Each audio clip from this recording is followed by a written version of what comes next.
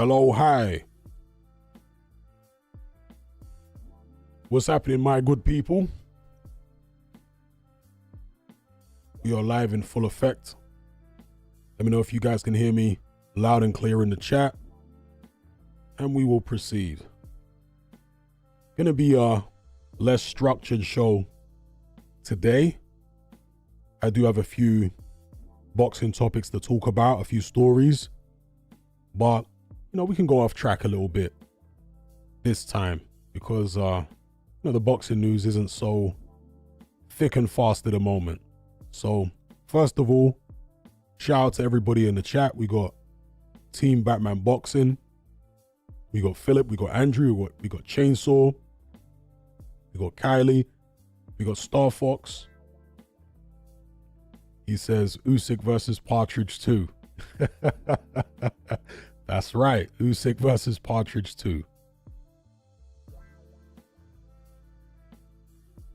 You got oh wow, you what mate says Darren Till posted John Fury's number on Twitter. Yeah, I think John Fury has met his match with Darren Till. Big up 286 Project. Telstar, big up. Barry Anderson, yes. Oscar. Big up Oscar. Big up Isaac. Apparently, G-Man is also streaming. I did not know, so apologies to G-Man. I didn't mean to try and split the audience or whatever. You know how random I am with these lives. I don't plan them long in advance or anything like that. Whenever I have a bit of time, I'm like, you know what, let me go live. But shout out to G-Man. Big up Kieran. Outmatch in the house, yes. I'm good, my bro. How are you? We got Nightmare, we got JDM, we got Peter, Stephen, Whitemore. How are you, sir? We got the Joker, Darren Till. He says Darren Till, aka Pig's Eyes. Dank Harold says, Hatman, you are the biggest Fury fanboy. Well, I must be, right? Everybody's saying it. Or enough of the AJ fans are calling me a Fury fanboy. It must be true.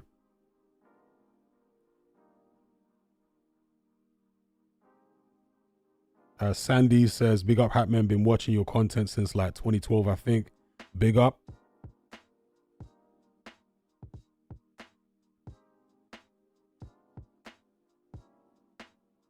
Yes, Harold. Yeah, large up Joseph King every time. Ryan Nemus, JDM. All right, let's talk about the boxing stories I got to cover here. There's not that many of them, to be fair, but we'll cover them nonetheless. It shouldn't take too long. And we can talk about whatever. We can talk about movies. Yep, absolutely, Chainsaw. We can talk about movies. We can talk about whatever you like, within reason, obviously, because we're on a very restrictive platform. So, we'll talk about pretty much anything. Okay, let's get into these boxing stories here. So the first one, you guys won't be surprised by this. Andre Ward is the latest boxer to express an interest in fighting Jake Paul. This is getting silly. So there's been Froch, there's been Daniel Dubois, which was the silliest of all. At least these guys are retired, Froch and Ward. They're retired guys calling out Jake Paul. And they're actually smaller than him. So, but for Daniel Dubois to be a bigger guy, heavyweight champion, there's plenty of challengers out there. He's not, challenges are not thin on the ground, basically, in the heavyweight division. So for him to be calling out Jake Paul is like, oh dear. Andre Ward is what? 40, maybe? Not that Jake Paul would fight him, because Andre Ward, unlike Mike Tyson, has kept himself in shape. He's obviously a lot younger than Mike Tyson, best part of 20 years younger than Mike Tyson. he sparred Terence Crawford, I think, for the, I mean, it wasn't extensive sparring as I understand it, but they did do a few rounds ahead of, I think it was the Madrimov fight. So Ward would be surely a heavy favorite against Jake Paul, even after 6 or 7 years out the ring. And yeah, well, Andre Ward isn't a big name, as big a name as a Mike Tyson or somebody like that. So I don't think Jake Paul would really be interested. I don't think it would be worth getting schooled, beaten, maybe stopped by Andre Ward for the kind of payday that that fight would offer. Because Ward is not a household name like, you know, a Canelo Alvarez, who Jake Paul has been calling out for years, or Mike Tyson, obviously. But anyway, this is what Andre Ward said. He was speaking to Stephen A. Smith. He said, "I am open for a discussion. Since you, as in Paul, like fighting older guys, I'm an older guy. I haven't touched the ring in 7 years, so I think it would be interesting." So there you go. Bit of news there, which ain't really a bit of news, but I mean, it ain't much of a story. But there you go. That's the fallout from the Jake Paul Mike Tyson fight. All these old pros coming out the woodwork, wanting a piece of the action because it's a fantastic payday for what they would see as easy work. I mean, even for Mike Tyson at the age of nearly 60, of course he got soundly outpointed in the fight, but he didn't get hurt. So it must be a win in his mind. And he would have known going in, you know, I'm fighting a YouTuber here. I'm not fighting a former world champion or incumbent world champion. I'm fighting a YouTuber. Mike Tyson, of course, has been in with far more formidable people than Jake Paul. So even at the age of 58, you felt like for the money, the risk was well worth taking. Anyway, moving on from that, I saw this interview with Billy Nelson, and he is obviously talking about the Martin Bakole, Adrian Caballero situation where Caballero pulled out on the day of the bid. He says the IBF are looking to order a purse bid between Team Bakole and Team Zhang quite quickly. So according to him, there won't be 1 month of negotiations as there normally is. You know, when a mandatory gets ordered, they have 1 month for negotiations and then a purse bid gets called. So I once again, like I did in the previous stream, want to applaud the IBF here, because there's been a lot of negative press towards the IBF, mainly from boxing promoters, but even from certain sections of the media who I think are misguided. No mandatory system is perfect, but the way the IBF expedite their mandatories is better than all the other sanctioning bodies. I know they've made a couple of exceptions here and there, but for the most part, they're better than the other sanctioning bodies in this regard. And here we have an example of it. So one mandatory isn't happening, or at least the final eliminator, should I say, isn't happening because one of the guys pulled out. According to Billy Nelson, they've moved we know they've moved very quickly to order Bakole versus Zhang as a final eliminator. And rather than having them negotiate for a month, Billy Nelson in this interview says they've only got like a week or something to negotiate before they move on to the next person. With that being said, Billy Nelson said that he hasn't heard anything from Zhang's team since this fight got ordered. They haven't had any offers or anything like that. Well, as Martin Bakole's manager, you should be able to make offers to them in negotiations. You shouldn't have to just wait for the purse bid, right? Because Martin Bakole is with Ben Shalom, Boxer, Sky, so they've got money behind them. Just like Frank Warren and, well, TNT at the moment, but it will be DAZN, have got money behind them as well. So I don't see why Team Bakole couldn't make the first move in negotiating with Team Zhang, just to be completely objective about it. Either way, Billy Nelson and Bakole seemingly have no intention of pulling out of any purse bid with Zhang. So, you know, let's see what happens there in the next week or so. If Zhang doesn't go ahead, and look, this is just my personal opinion. This is my It's me speculating. It's my estimation. I don't think Zhilei Zhang is worried about Martin Bakole. I'm sure he respects him and he knows he's a formidable fighter, but I don't think personally that Zhilei Zhang would be afraid to fight Bakole. I think that Zhang is being controlled by Frank Warren, and Frank Warren doesn't want this fight for him. That's my opinion. I hope Frank Warren proves me wrong.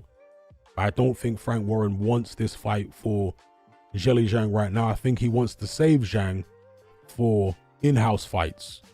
Bear in mind, Zhang is in his early 40s. So anyway, if the Zhang fight doesn't happen, and it will be a big disappointment, but, you know, months ago, when this fight was first mooted for Riyadh season, Frank Warren kind of shot the idea of this fight down even then, long before it had been ordered for a final eliminator with the IBF. So I don't really have high hopes for it going ahead. Let's hope I'm wrong. Then here we have the current heavyweight rankings: WBC, WBA, IBF, WBO. You can see that Martin Bakole is ranked at number 4. Now, since Ajit Kabayel has turned down the opportunity to fight Bakole in the final eliminator, presumably when the IBF update their rankings, Kabayel will either be dropped out of the rankings completely or drop down several places. Okay? And so therefore they'll go to whoever's below Bakole on the list to match him with. They've already gone to Zhang. Below that is Frank Sanchez. So if Zhang doesn't accept, then maybe Frank Sanchez will, although he's coming off a loss. So it's not a fight I'd really be particularly excited for. I'd want to see Frank Sanchez get in there and show that he still got something, because he looked terrible against Ajit Kabayel. His knee looked busted. He seemed to have no legs. And this is a fighter who basically, you know, his legs are his best asset. And he didn't have any legs against Kabayel. So there's some kind of problem there. And I think it might be a long-term chronic injury, because Frank Sanchez, as long as I can remember, has been wearing knee supports in many of his fights. So yeah, I wouldn't particularly be interested in that one. If Frank Sanchez didn't take it, they would then go down to number 7, Efe Ajagba.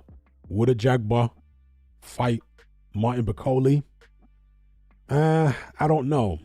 I mean, Ajagba has taken some pretty tough fights, but, you know, would he want to go this particular route? Would he be that confident going this route? Because I would strongly favor Martin Bakole against Efe Ajagba. Ajagba, of course, has a chance because he does have a very powerful right hand. So you can never count him out completely. But personally, I would make Bakole a very big favorite against Efe Ajagba. Below Bakole, you got Anthony Joshua.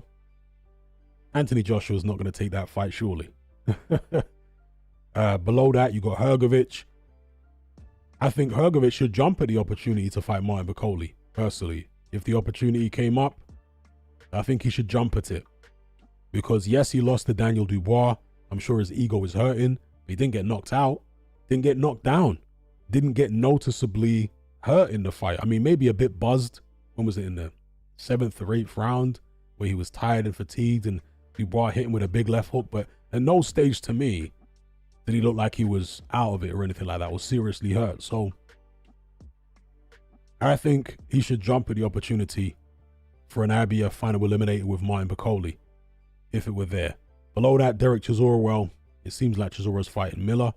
You got Otto Wallin. Wallin would probably take the fight with Bakole, I think, because it's not like anybody is rushing to fight Otto Wallin, not because they're scared of him, but because he's already lost to AJ in, what was it, 4 or 5 rounds in a one-sided fight. And on top of that, Wallin doesn't have the most fan-friendly style, so not many people are looking to fight him. But yeah, I'm sure Wallin, or I think Wallin, would take the Bakole fight. Below that, Fabio Wardley.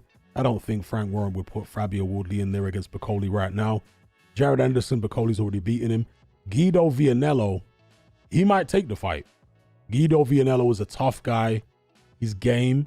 He might actually fight Bakole. It would be unfortunate if all of these guys below Bakole with the exception of Anderson, who was already beat, turned down the opportunity to fight him in a final eliminator. But this is why with the IBF, you sometimes end up with relatively poor or weak mandatory challenges, because that's how they do it. They have a system in place, and sometimes the guy who's looking to get matched in a final eliminator, in this case Martin Bakole, sometimes that guy will get frustrated because nobody in the rankings wants to fight him in the final eliminator, so he'll go a different route. And what will then end up happening is you'll get, again, two weaker challengers fighting each other in a final eliminator. But again, that's not the fault of the IBF. That's the fault of the fighters not wanting to play ball. You know, again, it's not a perfect system, but in my opinion, it is a better system than the other sanctioning bodies have. So, yeah. Martin Bakole hopefully gets Zhilei Zhang. If not, maybe it'll be a Jagba. We'll see. What do you guys think in the chat? Who is Martin Bakole likely to fight in this IBF final eliminator? And I can't see Bakole going a different route because the IBF, as I say, expedite their mandatories faster than any of the other sanctioning bodies. And I don't see any of the champions fighting Bakole voluntarily. So what do you think his best course of action is here? And yeah, who do you think Bakole will end up fighting in the IBF final eliminator? The Joker says it's definitely going to be a Jagba. Sanchez has just had knee surgery. Oh, I didn't realize that. But not surprising. Because, yeah, his knees seem completely messed up in that Caballero fight. After the first round, Sanchez just leaned against the ropes and allowed Caballero to tee off on him. It was the strangest thing. But clearly, yeah, there was something not right with his leg. So I'm not surprised he's had surgery there. Thanks for the info.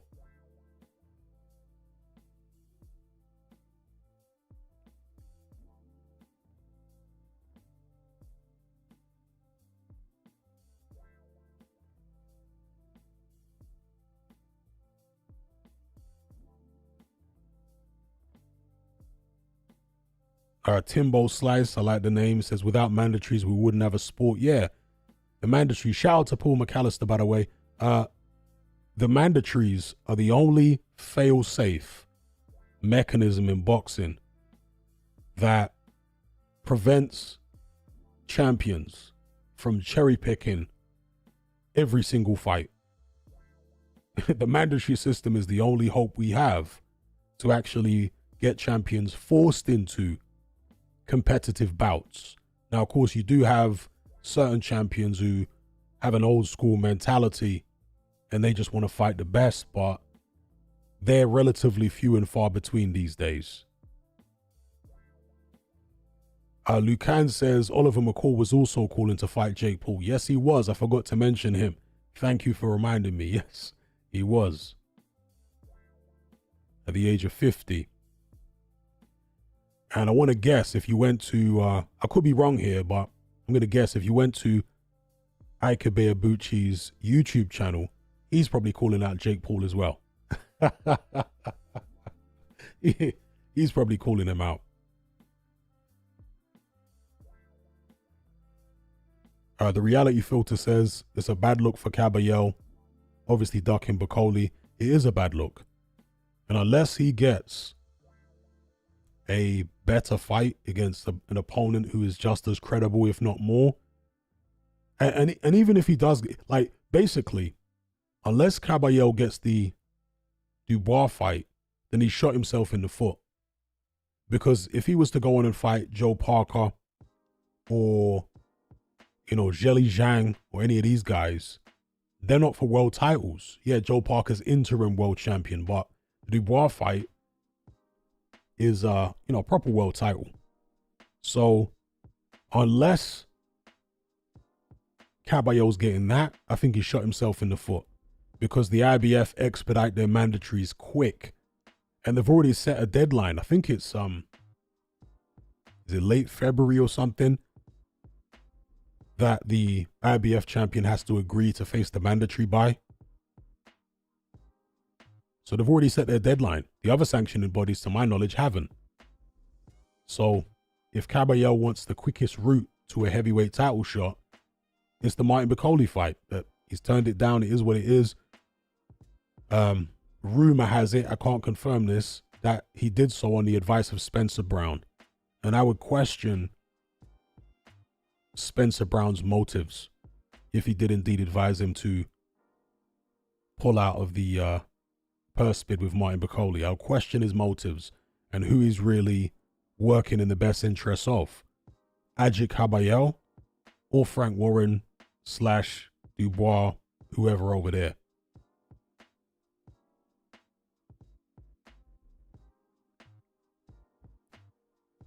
Mr. Lucas says, shouldn't Caballero not be the WBC mandatory? Didn't he not have eliminators his last 2 fights?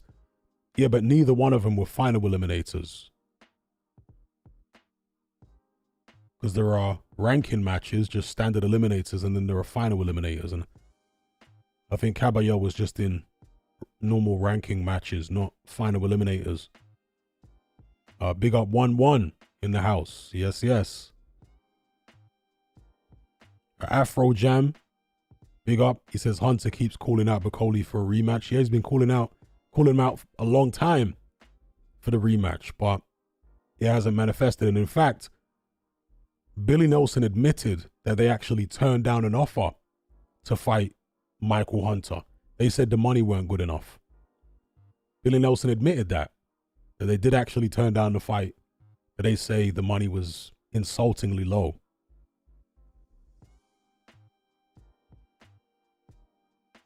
The Joker says Zhang Bakole purse bids are tomorrow.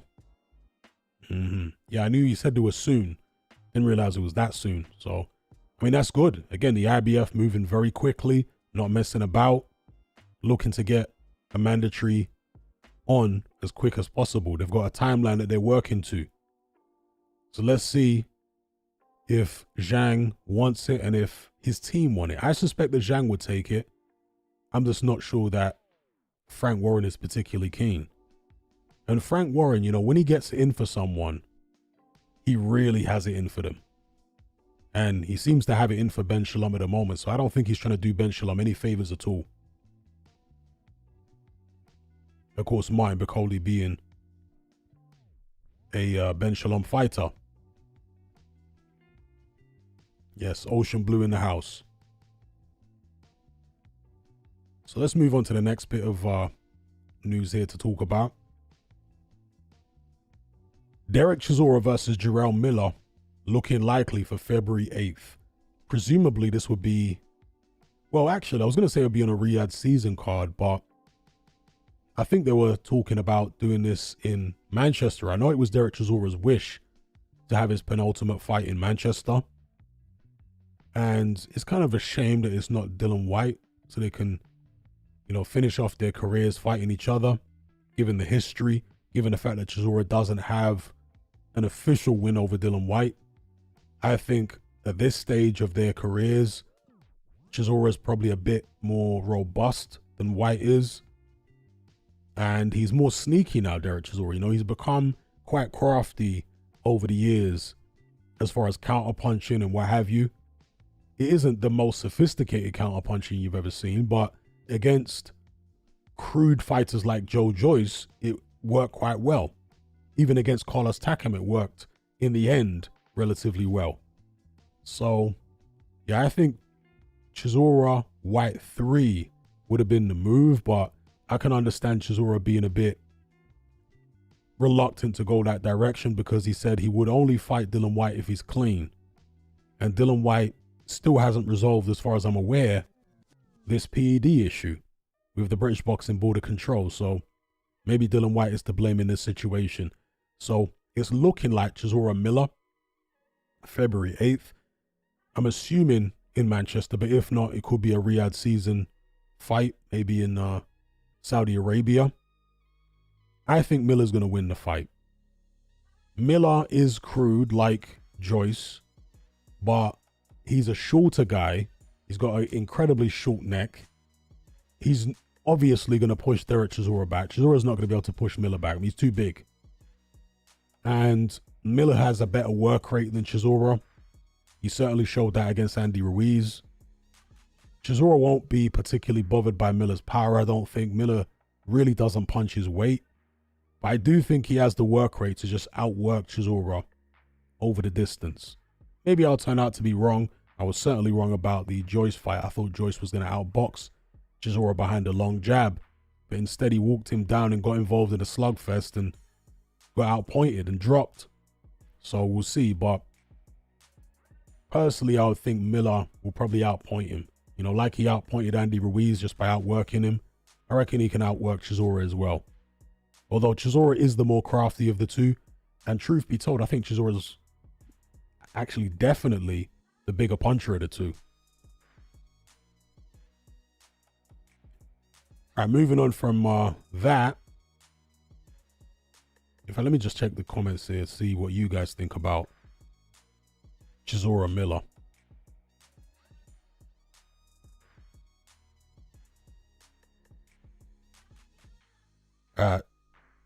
Chainsaw says Usyk should start calling him Luke Partridge.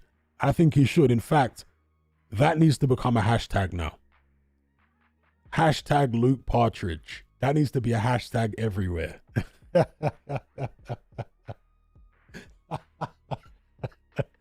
Hashtag Luke Partridge. But I'm not sure Usyk would even be able to pronounce Partridge, or he'd struggle anyway. It might sound a bit weird coming from him. His English is very broken. Jonas says you can't hit Chizzy in the corner in his shell these days unless you can box a bit. I hear that. He does roll with shots and tuck up, and he's quite a wily old vet now, Derek Chisora.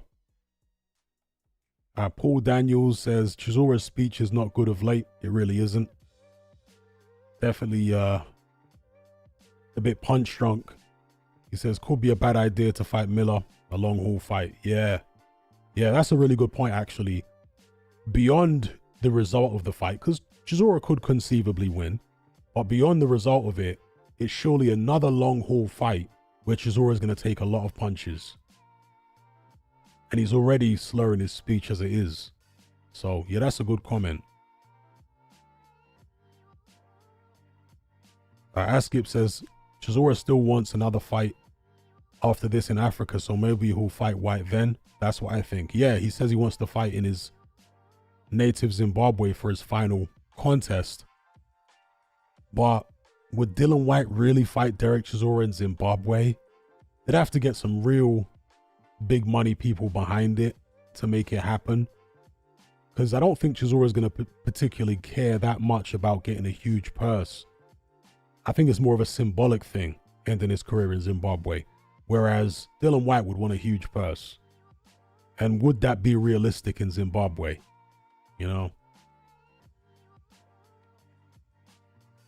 it might be realistic to get one big purse, but two big purses, they'd need to get one of the major promoters to do it over there. And Zimbabwe is a country whose economy is pretty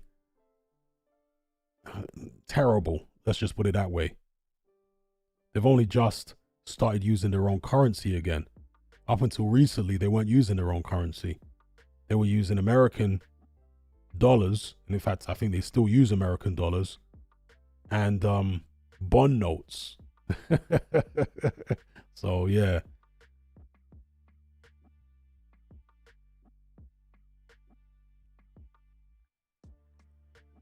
Gaza says, I want to see Miller knock him out cold. All right, guess you're not a fan of Del Boy.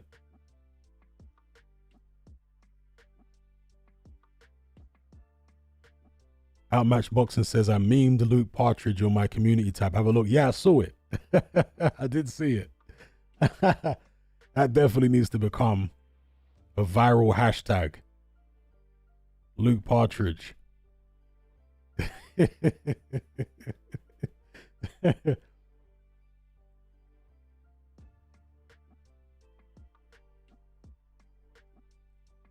The reality filter says, is White still suspended?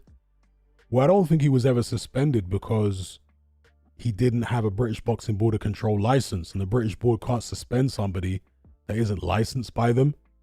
He was going to fight AJ, to my knowledge, with his Texas license. Yeah, oh yeah, you know, Texas give out license like free, give out boxing licenses like free candy, it seems.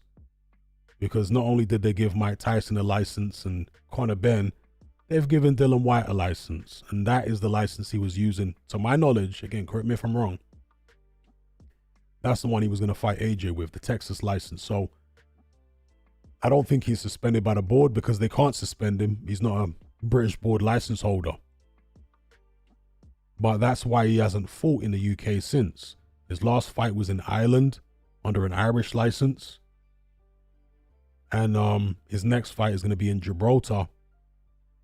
Well, no, not under. Was it under an Irish license, or I think it might have been his Texas license? But either way, under the Irish board were the ones who sanctioned the bout against Christian Hammer, Dylan White's last fight. And the next fight in Gibraltar, I'm not sure which commission is going to be overseeing that bout. I don't know. Obviously, Gibraltar is a British territory, but they don't necessarily have to use the British Boxing Board of Control.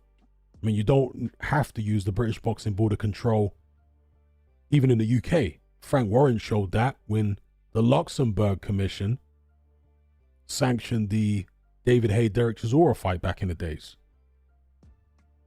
So Britain, and I have to assume it's going to be the case with many countries around the world, the British board do not have exclusive jurisdiction in Britain as far as putting on boxing events.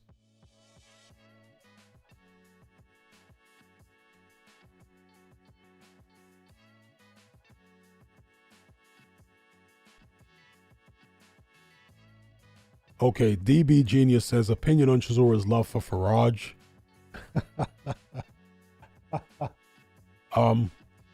Chisora is an eccentric character, and he does eccentric things.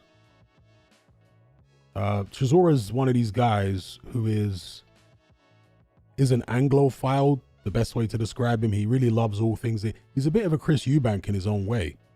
You know, he loves all things English and, you know, the Union Jack. He always comes out with the Union. So he's I guess, a bit of an Anglophile. He loves anyone who has pro-British rhetoric, you know, like Nigel Farage does.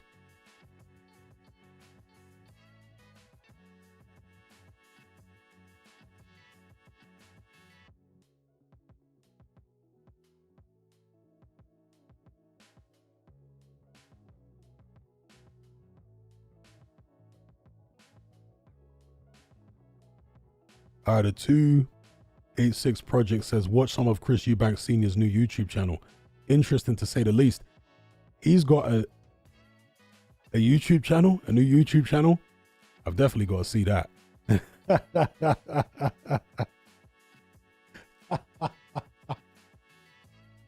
Askip says, Chisora also loves Trump.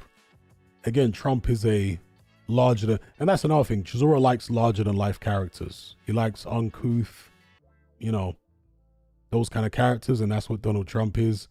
Ocean Blue says, sucked in by the left-right paradigm. Yeah. I hate politics, you know. I don't like any of them.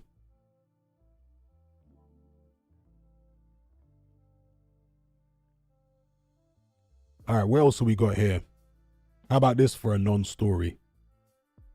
Gervonta Davis taking on Lamont Roach.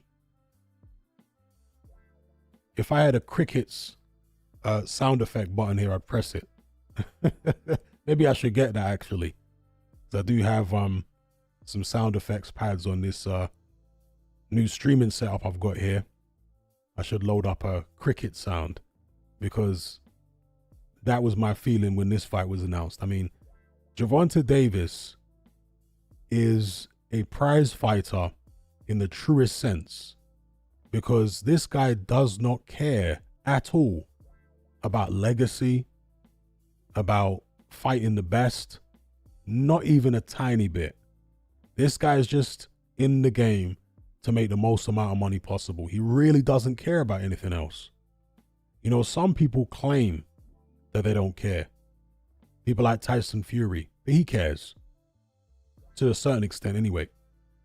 Gervonta Davis, as far as I can tell, I mean, you guys feel free to disagree, but he does not appear to care at all about any kind of legacy or anything. Because here he is at the age of 30. And who's he actually boxed? You know, a weight-drained Ryan Garcia. Who else has this guy actually boxed? You can say that he boxed, I forget the guy from the low weight classes who had the 2 fights with Frampton. What's his name? Forgotten his name now. With the weird idiosyncrasy where he always shakes his glove, his right glove. What's his name?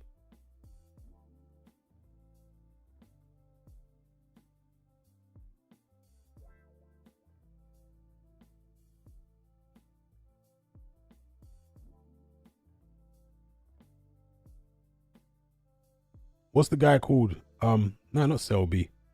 Santa Cruz, thank you. Canon ranks, Santa Cruz. Santa Cruz, a much smaller guy, old. How good was Pedraza though? That was Davis's first world title. And after beating Pedraza, he just ducked Lomachenko for years. It's like, no, this guy, he only cares about money. And that's okay, as long as the boxing fans are aware of this. Yeah, if boxing fans are putting Gervonta Davis up on a pedestal as a great fighter, then it becomes problematic. Yeah. He's a very talented fighter. He's a tremendous puncher. But in terms of his resume, it's very, very poor for somebody with this type of profile who's been boxing for as long as he has. Very, very poor. As Oscar De La Hoya said, you know, Oscar De La Hoya, you could criticize him all day as well, but I'm talking about his conduct. His boxing career was fantastic. But in terms of his conduct, you could criticize him, but what he's been saying about Gervonta Davis being a 30-year-old prospect, pretty much, he's treated with kid gloves to a ridiculous extent.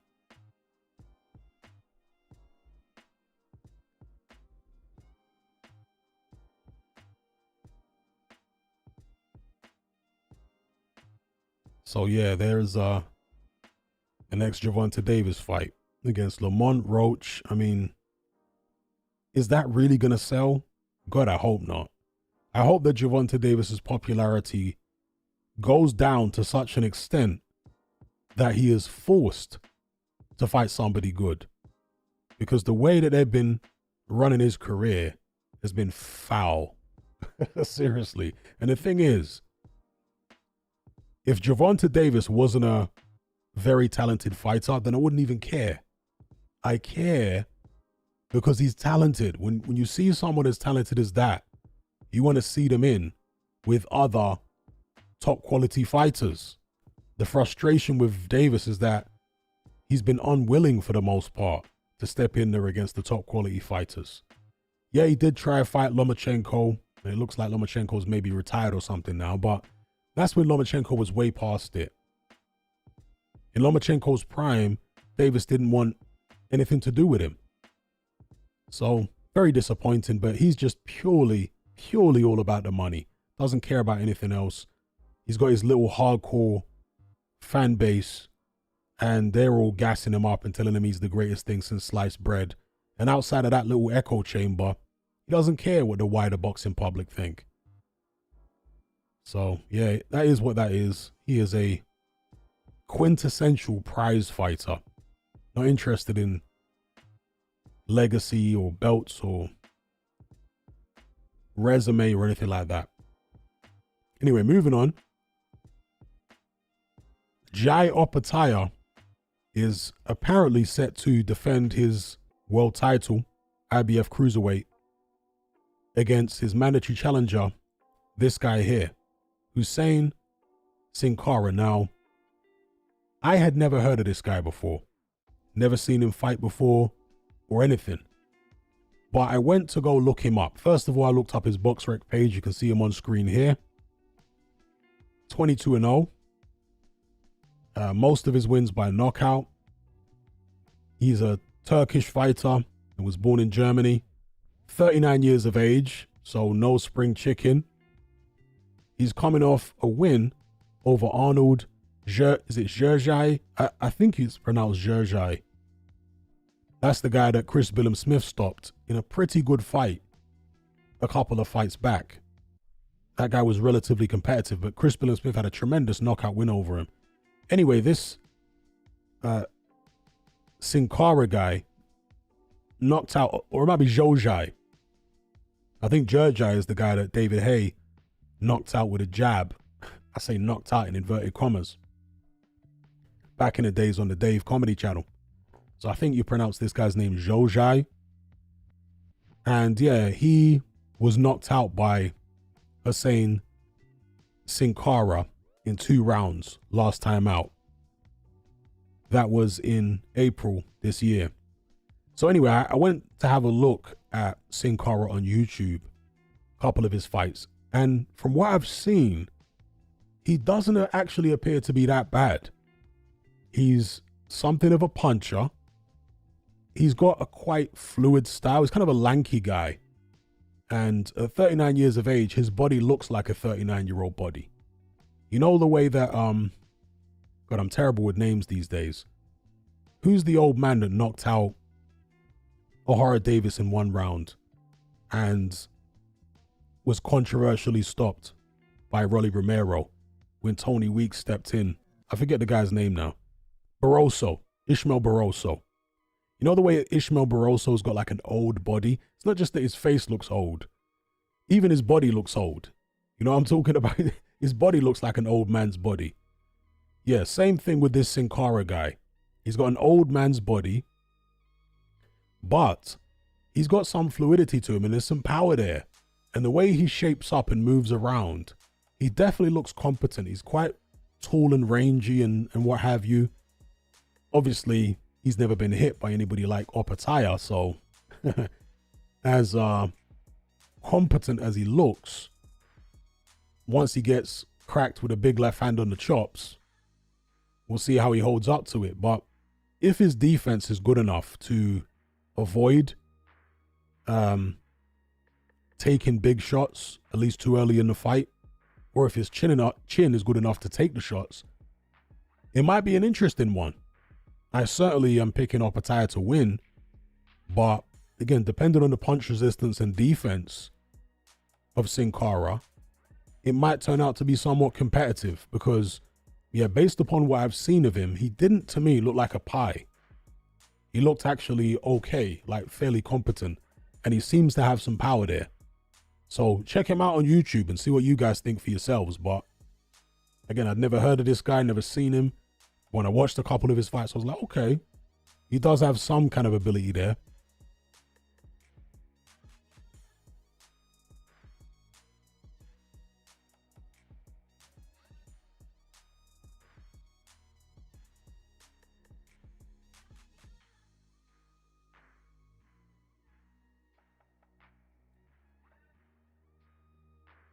Waved says Dennis Baranchik will defend his WBO lightweight title against Sam Noakes on December 21st on the Usyk Fury rematch undercard. Keyshawn Davis not getting his title shot.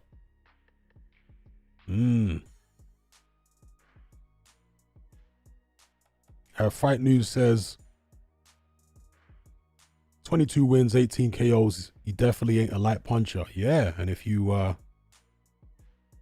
watch his fights, you know, there is a bit of power there. Not just from the record, because sometimes, of course, you can get guys with really padded records and, you know, there doesn't really seem to be as much power as their record would suggest. But with this guy, from what I saw anyway, the power seems to be legit.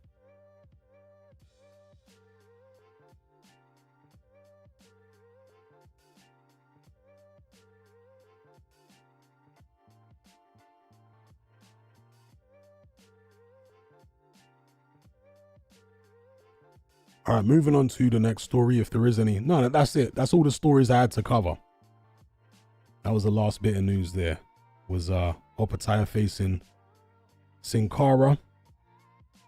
It isn't yet listed on BoxRec, but according to Eddie Hearn, that's looking like the likely next fight. I think he said February for Opetaia versus Cinkara is mandatory. And yeah, most people are going to assume he's a pie.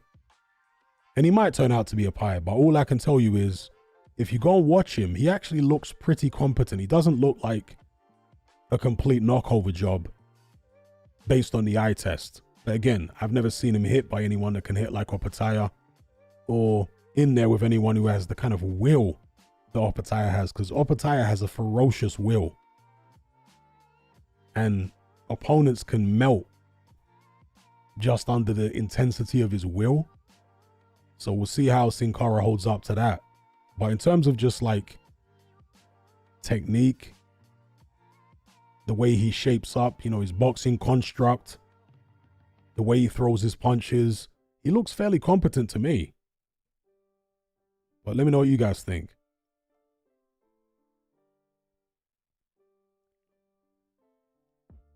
All right, somebody earlier on in the live chat, and shout out to all the people just joining now. Shout out to Swaggins for the super chat. Big up every time, sir. Much appreciated. And if I can ask a favor from all of you guys, can you just hit the like button? We've got 187 concurrent viewers, only 59 likes. Can we get the likes up to at least like 90? Appreciate it in advance, just so we can get this stream seen by as many people as possible and get those likes up to about 90. We're on 62 at the moment. So if you guys can just stick a like on the video, it'd be much appreciated. We're on 74. We can get 16 more. All right, 9 more. Again, shout out to all the new viewers in the live chat. Welcome aboard. If you can just stick a like on the video, and then we will proceed.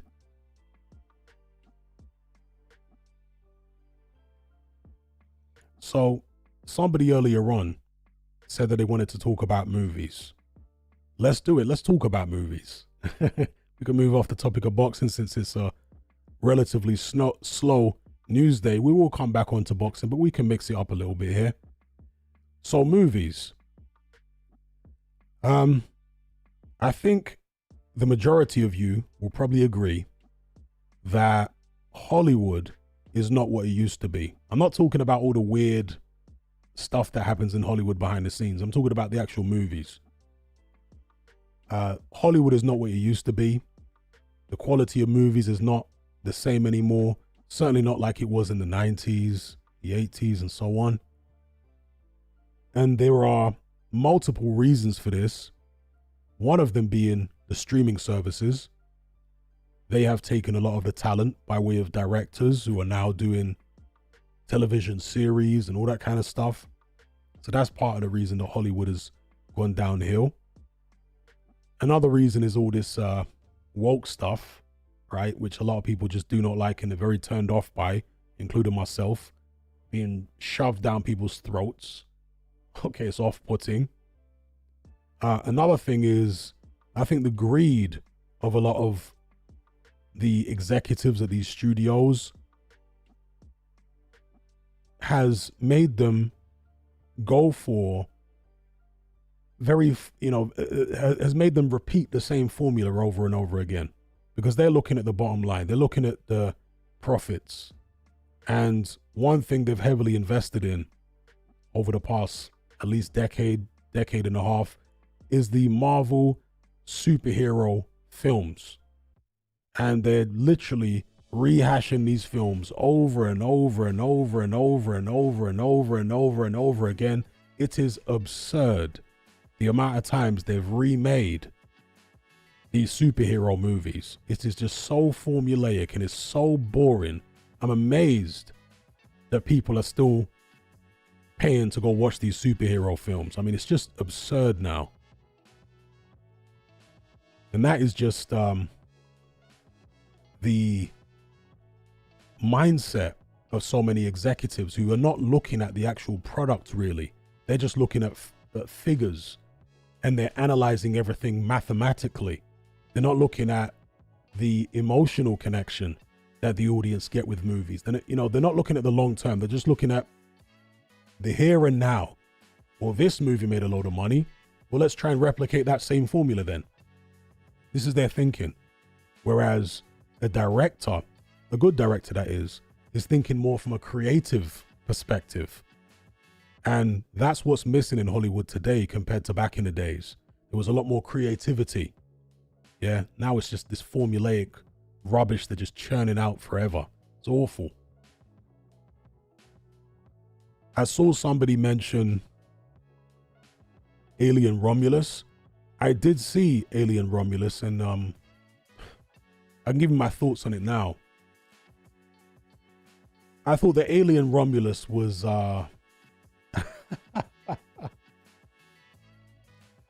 it was more of a comedy than anything. It wasn't intended to be a comedy, but I laughed throughout because it was so silly.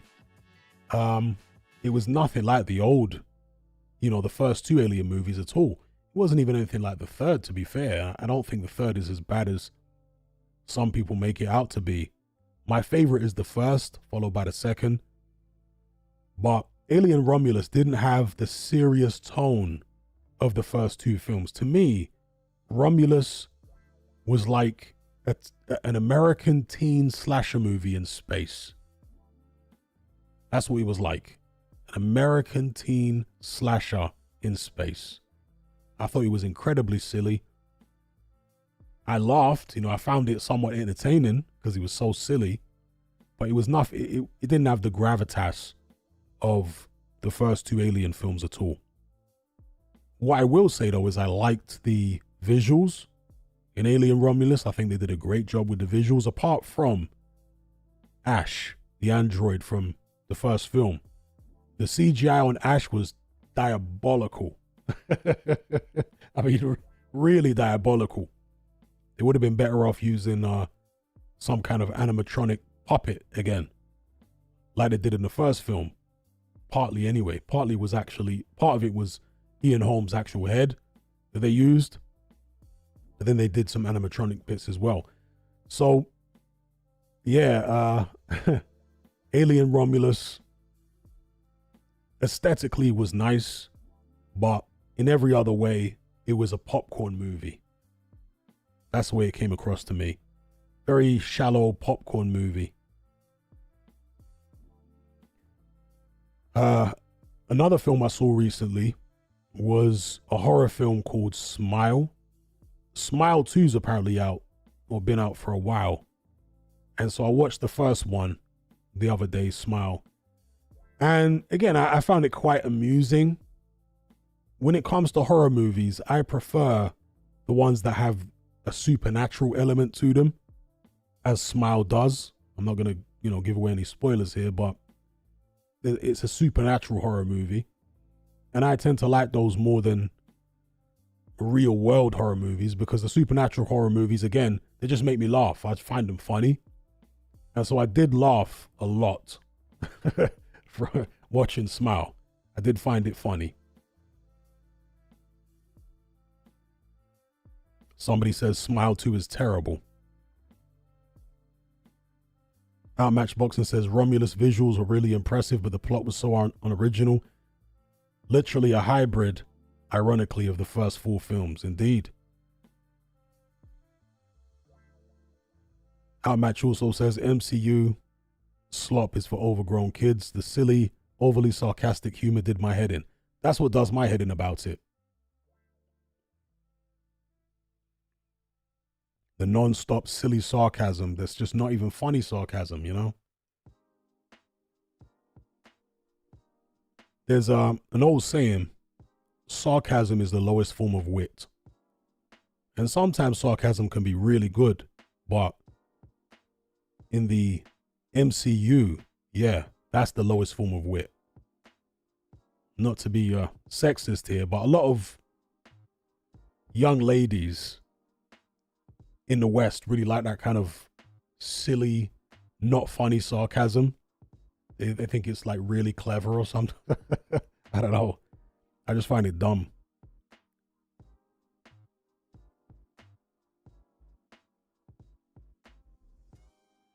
Joel Jackson says, I do like most of the Batman films. Yeah, I thought the new Batman was aesthetically very impressive. And the Penguin, played by Colin Farrell, was very good. And I have seen the Penguin series, by the way. I'm not a big fan of watching series, but I did watch the Penguin series. And again, Colin Farrell was fantastic in the Penguin, in the series. Fantastic. There was several things I didn't really care for about the series. Some of the scenarios were silly, and there was a few bits of nonsense here and there. But overall, I thought the series was pretty good.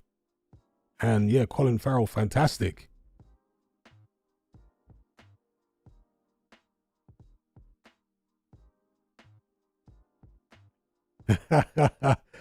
Outmatch says, I was about to say, young Western girls on dating apps are the personification of MCU humor. Indeed, exactly that. It's literally not funny. It's like, again, the lowest form of wit. MCU sarcasm is just so rubbish.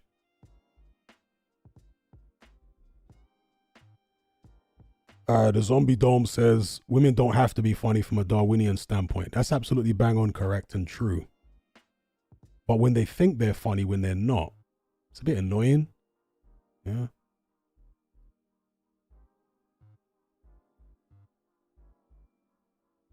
Chainsaw says, I like Psychology 1, Shutter Island,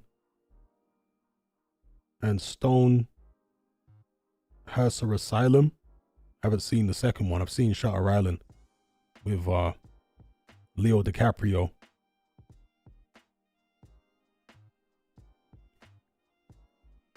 Stephen Whitemore says, modern writing is really awful. I feel like it's written by people who never progressed mentally past the age of 14. Yeah, the only Hollywood director now who still makes films that I straight away want to go and watch, because I know there's going to be some intellectual stimulation there, is Chris Nolan. He's the only one I'm aware of that is still going to stimulate the intellect. Not that every single one of his films is going to be a hit, not that he's going to get the formula right every time, but he's still making interesting films. Let me just put it that way. I certainly liked Interstellar. A lot of people didn't like Tenet, but I liked Tenet. The first time I saw it, yes, it turned my brain upside down, and I found it really difficult to follow it. You know, it annoyed me the first time I watched it because it was just so confusing. But after watching it another couple times, you're still never going to be able to completely get the physics of it. And maybe the physics don't actually make sense. I'm not sure, because the physics are so confusing in that film. But the more I watched it, the more I started to like it. Tenet.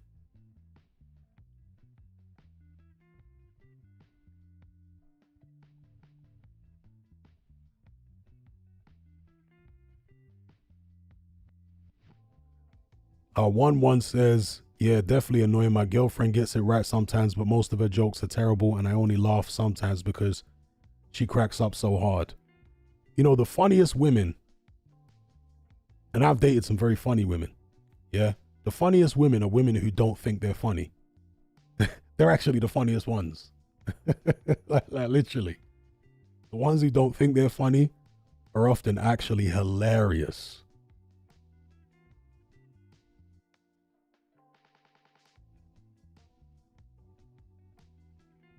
Shola says, Chris Nolan tries to be consistent. That he does.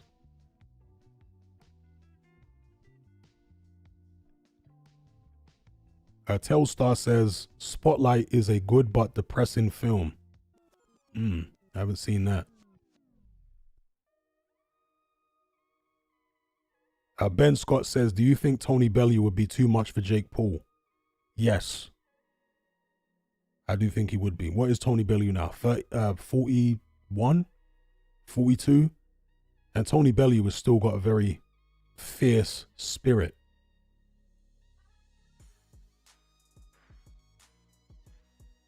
So he's still young enough to go in there and do his thing. and he's still got that fierce spirit.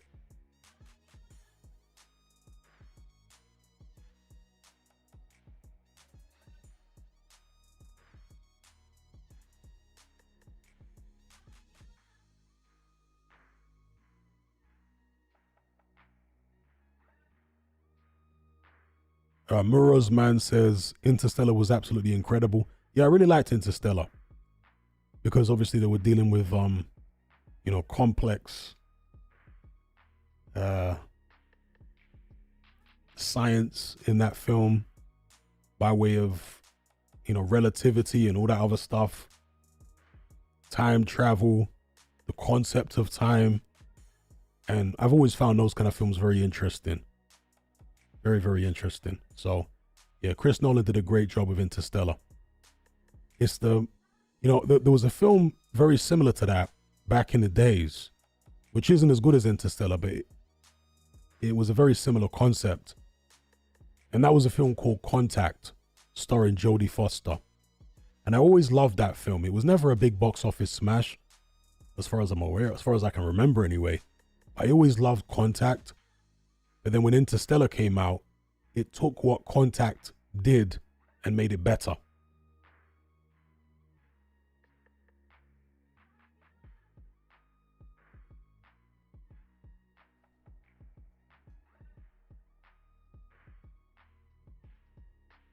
Ayed says, apparently Joker 2 is awful. Yep.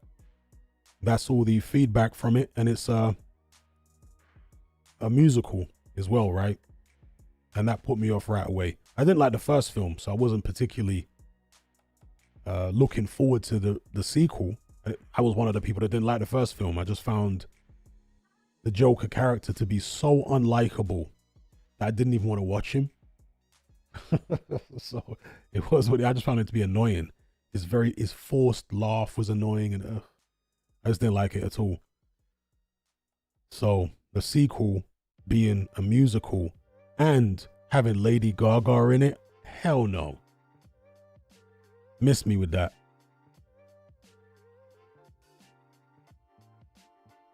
Jackie Boy says Interstellar had some big flaws though.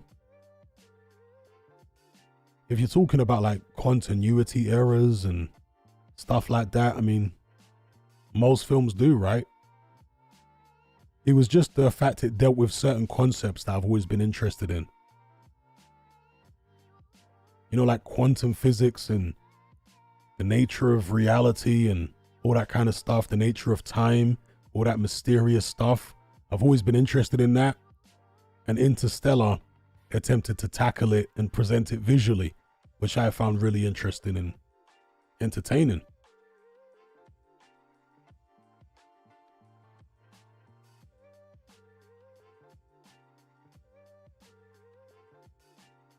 The 286 Project says Contact was a very good film, similar in many ways to Interstellar. Matthew McConaughey stars in both. I forgot that Matthew McConaughey was in Contact. In a long time since I've seen that film, but obviously Jodie Foster's the one I remember. She's the star. I also liked Arrival. That's another sci-fi film where aliens, these squid-like aliens, arrive on Earth. I like that film too.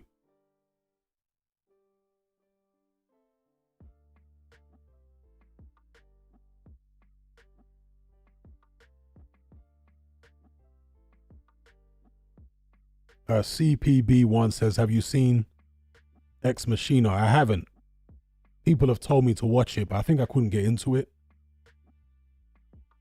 Stuart says, I liked Sam Neill's sci-fi horror from the 90s. Can't remember what it was called. Stephen Whitemore says, what do you think of the Terminator films? The first two were great. After that, forget about it. But the first two were great. The first film was so dark and gritty.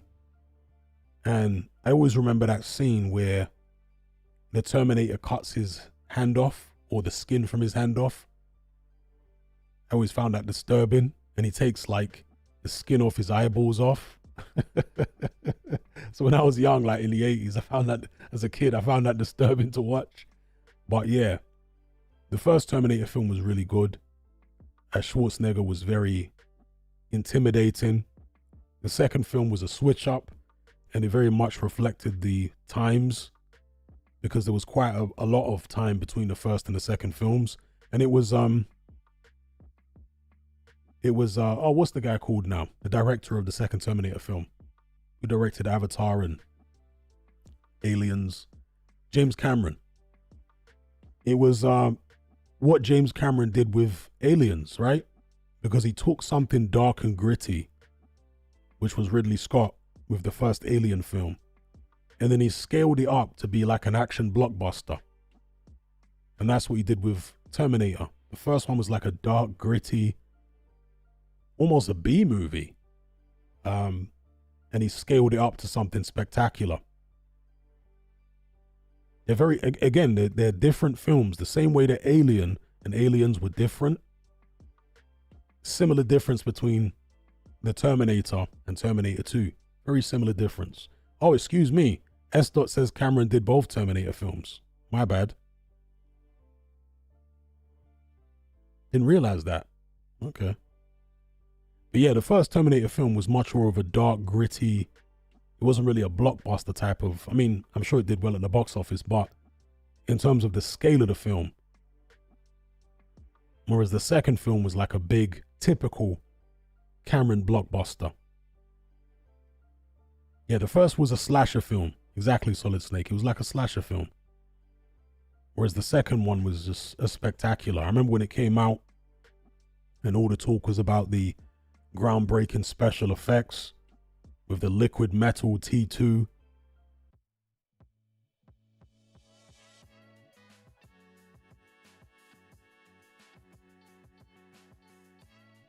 And he was very intimidating. You know, the liquid metal Terminator who could shapeshift into the floor in a police station, you know, the black and white square floor in the police station, or into different people, and he was damn near indestructible.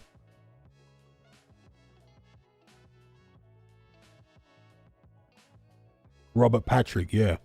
He was also in the X-Files, Robert Patrick, when David Duchovny stepped away from his role for several years in the X-Files. This would have been late 90s.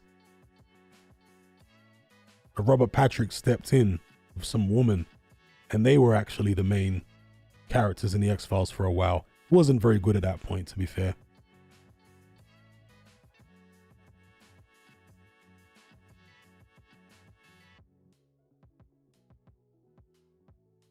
Yeah, the X-Files is my favorite TV series of all time. I want to say the first 4 seasons in particular. Season 5, I think, was fairly decent, but after the first X-Files movie, it wasn't quite the same. But the first 4 seasons was straight fire. Straight fire. I loved the X-Files. Loved it. Absolute fire.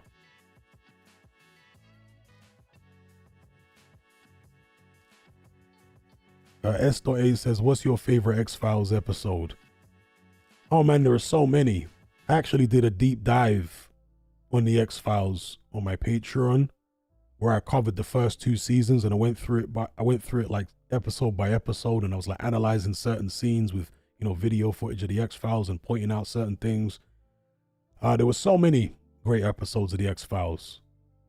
Obviously, you had the standalone episodes, and many of them were based on, or at least partly based on, real events or inspired by real events. So, for example, there was one episode where Mulder, or people in Mulder's building, were being basically spiked. Their water supply was being spiked with some type of hallucinogen. It might have been LSD.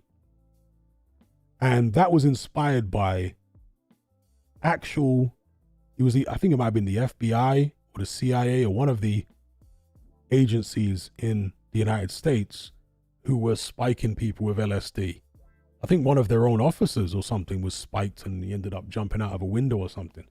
So a lot of the stuff in there, Chris Carter got from liaising with ex-intelligence people, maybe even still working in the intelligence agencies, and he got a lot of inspiration and put it in the show. So obviously, a lot of stuff in the show is, how would I describe it? Fortean. You know, they have like weird monster of the week shows and all that kind of stuff. And even they're interesting because some of it is based on like folklore and whatever from different parts of the world. But a lot of the, other shows which are like based in the real world and are not really dealing with monsters and aliens, it's actually the inspiration from the shows is based on real world events. And the Smoking Man had some great dialogue. I mean, fantastic dialogue. Some of the best dialogue in the X-Files is the Smoking Man. One of the great bits of dialogue is when Mulder confronts him. He finds out where the Smoking Man lives. Cancer Man, as they call him. He finds out where the Smoking Man lives, and he goes to his apartment, and he ambushes him, and he's nearly going to pull the trigger. But the Smoking Man comes out with this speech, and it's just such a great speech, about morality and all this other kind of thing. He basically says, if the people knew the things that we know, if we told the people the reality of what's going on, it would all fall apart. He puts on this great speech. And there's another great speech where the Smoking Man is interrogating a shape-shifting alien who's in human form. And this guy is a force for good, right? He's a good alien, right? Assumes a human form. And he goes around healing people and all this type of stuff. Anyway, he gets arrested and the Smoking Man goes to interrogate him. And him and the Smoking Man have this incredible dialogue. Honestly, the writing is some of the best writing I've ever seen on a television program ever, even in a movie. They have this incredible dialogue between them about the philosophy of rulership and stuff like that. It's really interesting.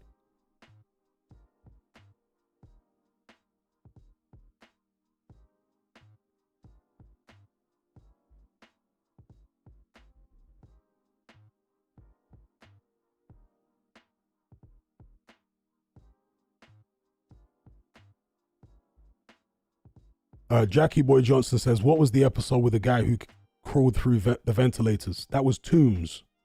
Yeah, that was creepy as hell. I remember watching that, thinking that's mad creepy because he had these yellow eyes. Tombs. Yeah, that was in season 1. There was Tombs Part 1 and Tombs Part 2. He was very creepy. Stuart says, did Mulder ever pump it?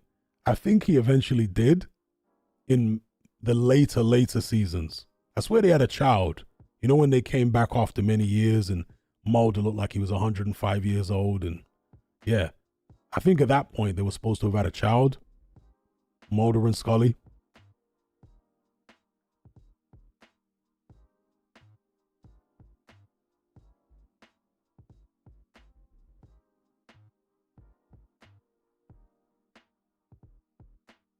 S.A says, yeah, many of the X-Files writers went on to do other great shows like Homeland and Breaking Bad.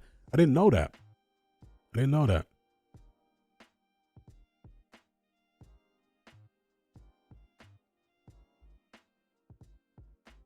Yeah, big up Rex in the house. Big up. Leo O'Brien says, have you ever watched The Wire? I tried to watch it back in the days because one of my friends is a big fan of it. But to be honest, I'm not really that interested in series about drug dealers. I don't find it that interesting.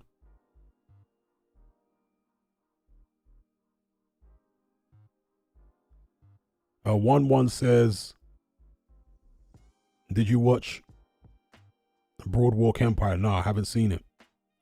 And I have seen Breaking Bad. I thought Breaking Bad was okay. It didn't blow me away like it. But again, it all depends on what you're into. I don't find drug dealing that interesting, personally.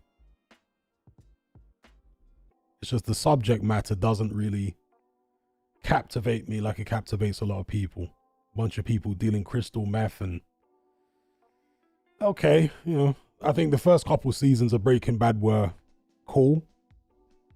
And finding out, you know, everybody of course wanted to see the culmination or the, how can I describe it? The eventual face-off between Hank and Walter, where Hank finds out who Walter is. So that episode obviously was worth watching, but I thought there was a lot of filler in Breaking Bad, you know? I had to skip through a lot of the episodes, it's boring me. But the first 2 seasons were, in my opinion, the best.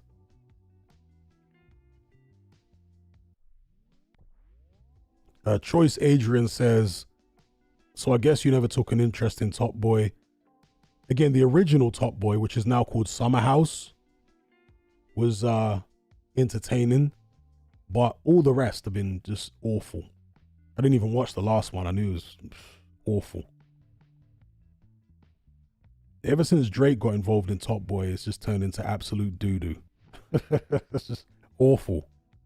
Awful.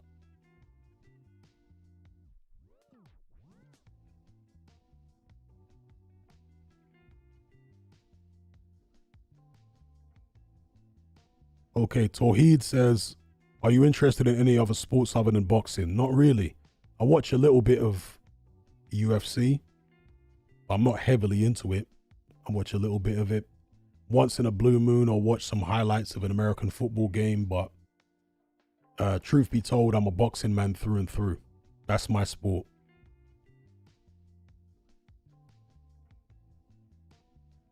Stephen Whitemore says, are you working on any more career analysis videos?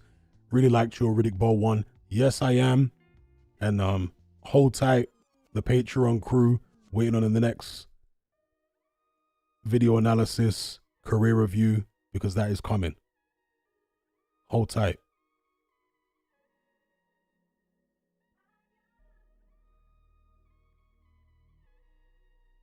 Outmatch says, Netflix Top Boy is honestly the worst thing I've ever watched. Yes, horrible. Ever since Drake got involved with Top Boy, it has just turned into a complete and utter show.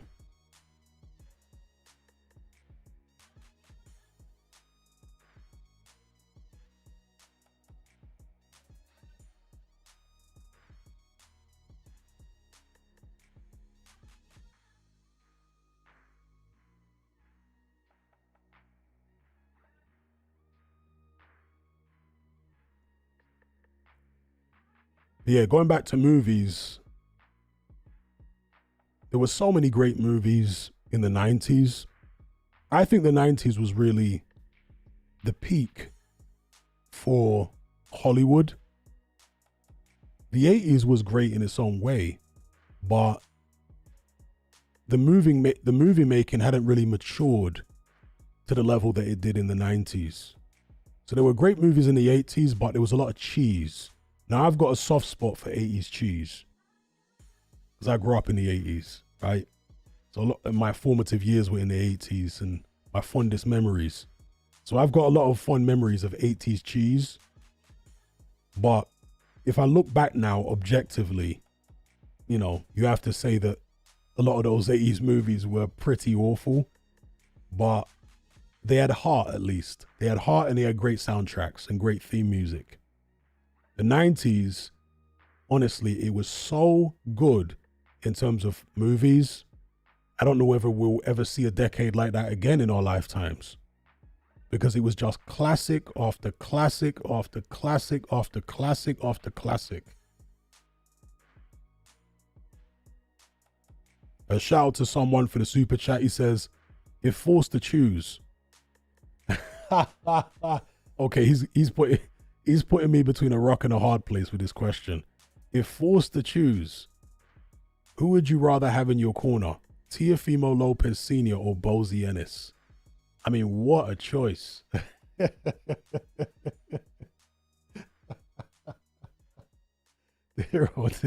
Why you gotta do that to me? Oh my gosh. I might have to go for Lopez Sr. I might have to go for him. Bozy, Yeah, I'd have to go with Lopez Sr.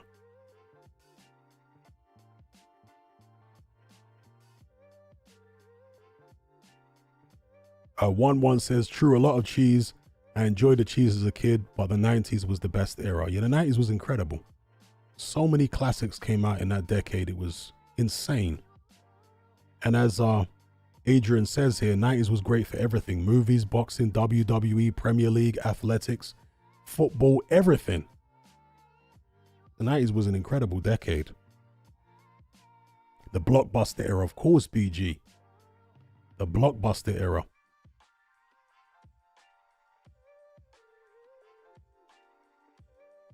Yep, I'd agree with that, Cal.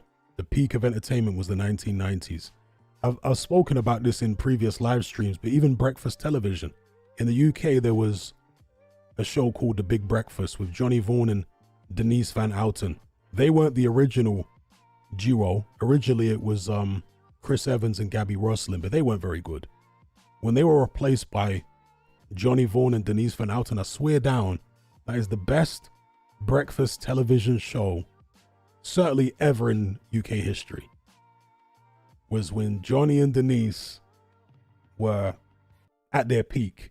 It was incredible. It was like some of the best TV on, and it was just a breakfast show. It was hilarious. I was late for school so many times because of that show.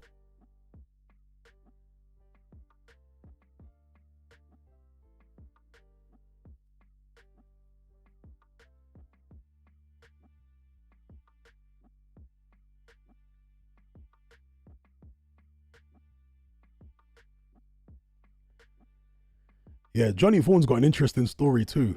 You know that he did 2 years in prison. This is before he was a TV presenter. Johnny Vaughan was a bit of a rascal.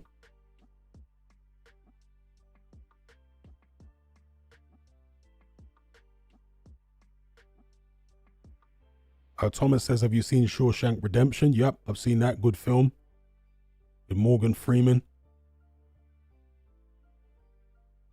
One of the classic prison films. Jackie Boy Johnson says Zig and Zag. Yeah, they didn't really have Zig and Zag during the Johnny and Denise era. That was more the Chris Evans and Gabby Roslin era. Zig and Zag. I think they might have had him a little bit in the Johnny and Denise bit. I think they got rid of him though. You didn't really see him that much during the Johnny and Denise era.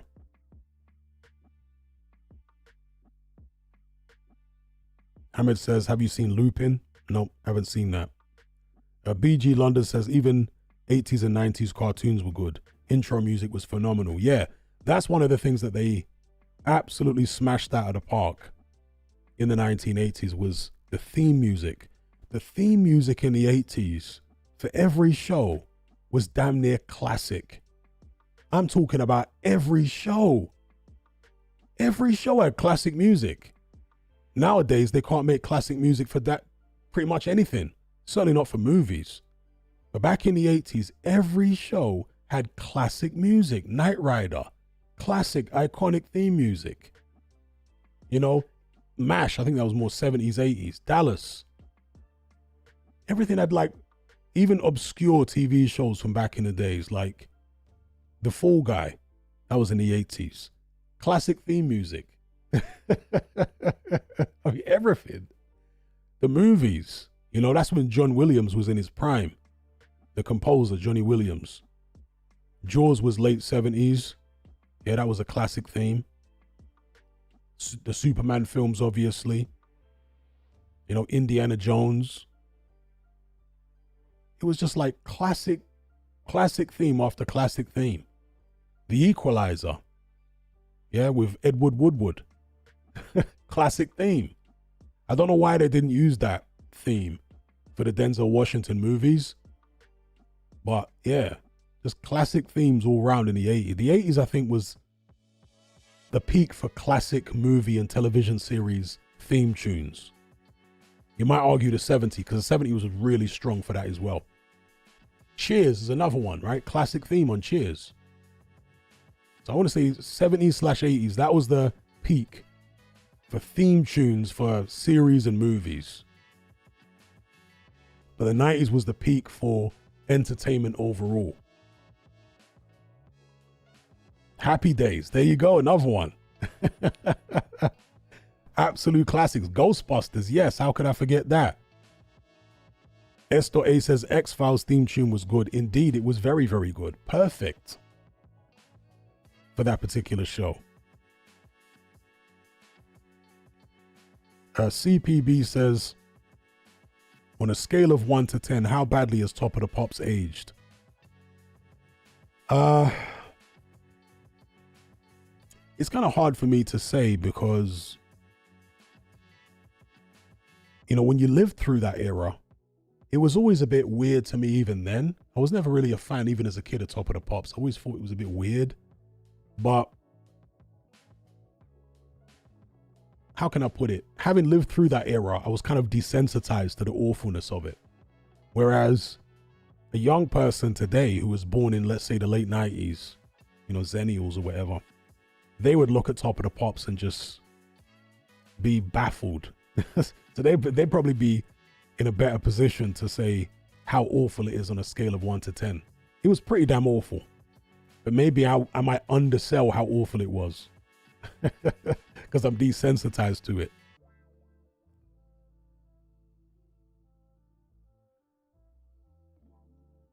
Shout out to Craig. He says, anyone remember the TV series Game On? Yeah, I was speaking about that a couple live streams ago. The first 2 seasons of Game On were fantastic. Or was it just the first season? I think it was the first 2, wasn't it? When he had the original actor, the guy with the black hair. He was hilarious. Like, Game On was damn right hilarious. Seriously. I think it was the first 2 seasons was just, oh my God, it was jokes. Was it the... Let me look it up now, or else it's going to annoy me. Because I was just watching those the other month. They're all on YouTube. Here we go.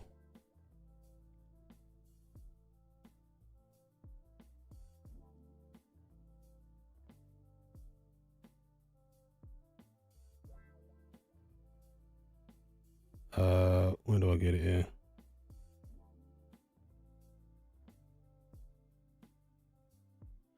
Yeah, sorry. So it was just the first season. After the first season, it was rubbish. But the first season of Game On, absolutely hilarious. One of the best British, what would you call it? A sitcoms ever. But what's the actor's name? Let me find his name here. Ben Chaplin, right? He was the main guy in the first season. He left because he was so good in the first season that he got all these offers from Hollywood. And so he didn't do season 2 or 3. But yeah, season 1 alone is just classic 90s British lads humor, lads comedy. Like, seriously, you will not be able to stop laughing. If you're like a fan of like 90s lads humor, and it was very, you know, non-PC back then. There was some very, very wild jokes. Yeah, you will definitely like Game On, season 1.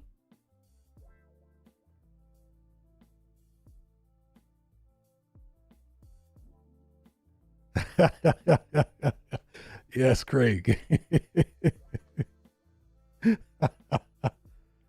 Yeah, Red Dwarf, of course. OJ says, what about Heat? Brilliant film. Again, I have to disappoint. Personally, I've never really been a big fan of Heat. I'm not saying it's a bad film. It just didn't do it for me. I was never really a fan of it.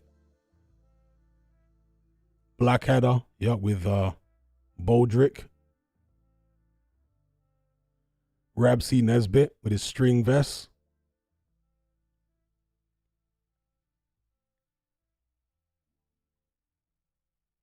Yeah, there was so much stuff in the 90s, TV shows. There was a TV show, some of these like magazine shows. One of them was called Passengers. I used to watch Passengers a lot. I saw James Toney quite a few times on Passengers. I think that was a Channel 4 show. There was also Eurotrash.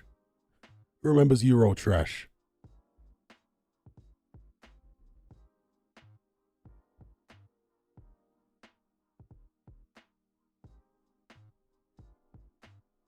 Yeah, the Simpsons was at its peak in the 90s, definitely. That was the heyday for the Simpsons.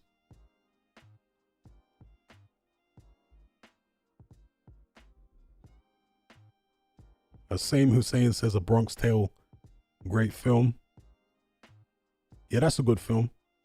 That's a good film. I've seen that.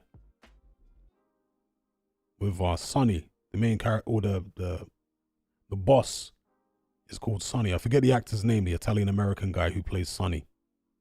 He was a policeman in The Usual Suspects, which is another great film.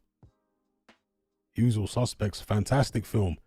The director of The Usual Suspects, Bryan Singer, is a wrong'un. I mean, talk about Hollywood wrong'uns. Look no further than Bryan Singer, but the film was tremendous.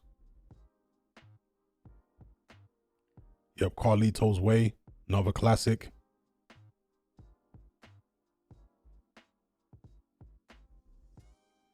Chaz, yes, Chaz something.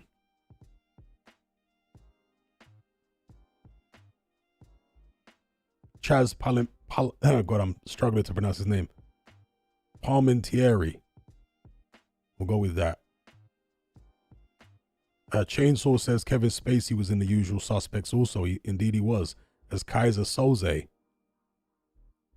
Maybe Kevin Spacey in real life is closer to Kaiser Soze than we realize.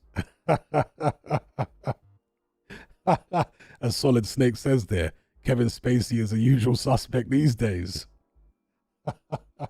maybe he's closer to Kaiser Soze than we realize, hiding in plain sight. These Hollywood wrong'uns, man.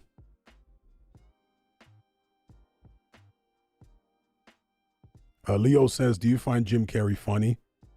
Yeah, I find a lot of his films funny. Yeah, not every film. Some films are a bit much for me, but generally, certainly in his heyday, I did find Jim Carrey funny. Black Dynamite says, Kevin Spacey never really faced any consequences. I know it all just quietly went away, didn't it, for Kevin Spacey? It's quietly went away.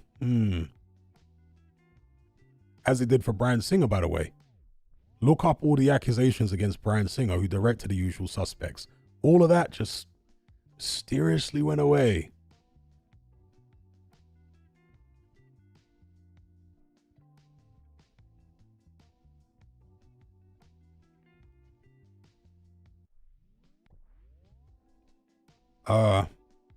AS says, has people's behavior changed for the worse since the 90s?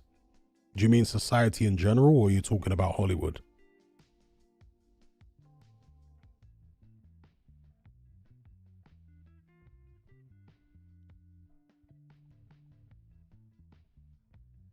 Yeah, Goodfellas was another great movie.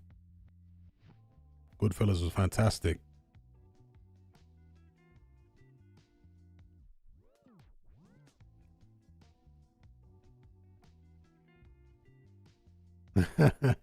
Shola says Kevin Spacey part of the Shadow Realm crew. Yeah, let's not even go there. It's all very murky, isn't it, in Hollywood? Those weirdos in there.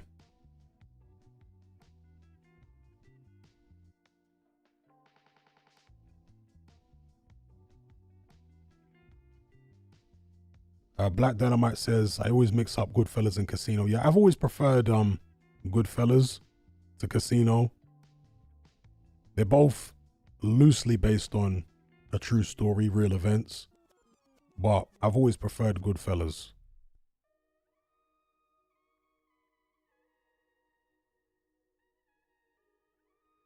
Anonymous says he was found innocent.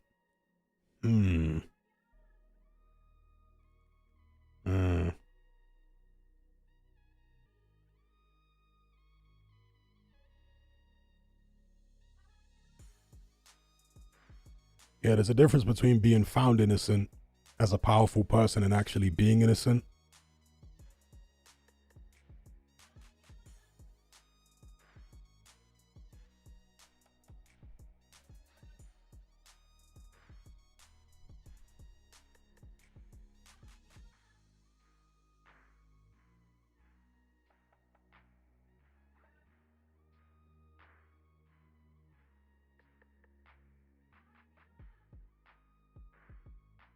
Memento is phenomenal. Yes. That was Chris Nolan, right? Was that his first film? Memento? It was one of his early films anyway. That was a great film. Memento with what's the guy called? Is it Guy Pearce? Is that his name?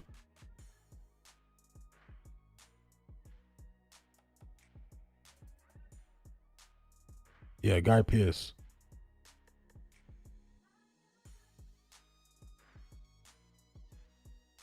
The Prestige, that's a great film. Another Chris Nolan film. He like, as so many directors do, they like to use the same actors a lot of the time. And so The Prestige had obviously Michael Caine was in there. God, what's the Welsh guy who hates being called Welsh because he was only born in Wales but his family are English? Got my memory, man. The guy who played Batman. He's been in so many things. Why am I forgetting his name? Christian Bale. Thank you. Yeah, Christian Bale was in starred in The Prestige and he was great in that. And he had a random cameo by David Bowie as Nikola Tesla.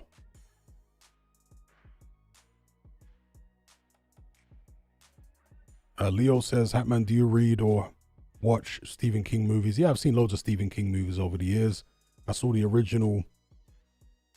Well, it wasn't actually a movie originally. It was like a short series or whatever they called it, however they described it. It, which came out, I think, in 1990. I saw that. I've seen Dreamcatcher, Stephen King film. I've seen loads of Stephen King films over the years. Loads of them.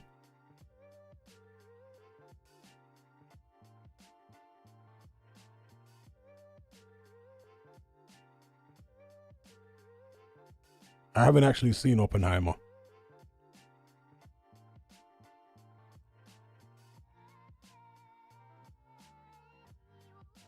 One of the reasons I don't like watching Hollywood biopics is because, in my view, a lot of them are like propaganda. I mean, there's just loads of propaganda in Hollywood in general, but particularly these days, you know, I'm not too fond of biopics.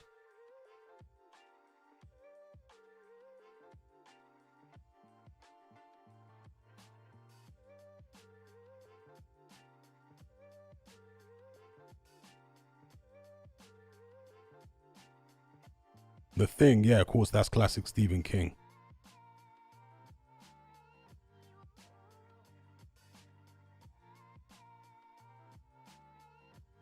Yeah, Tarantino in the 90s, he was on fire. Pulp Fiction, definitely one of my favorite films of all time. Pulp Fiction was great. Brass Eye indeed was mad on Channel 4. S.A says, Hatman, any obscure, lesser known movies that you'd recommend? Some of the obscure movies are now like cult classics. So a lot of you will know them anyway. Like, for example, the Brian Carpenter film, They Live, which is a cult classic.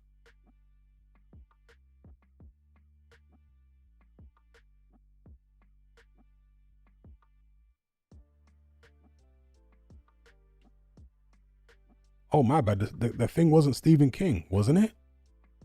Could have sworn The Thing was Stephen King.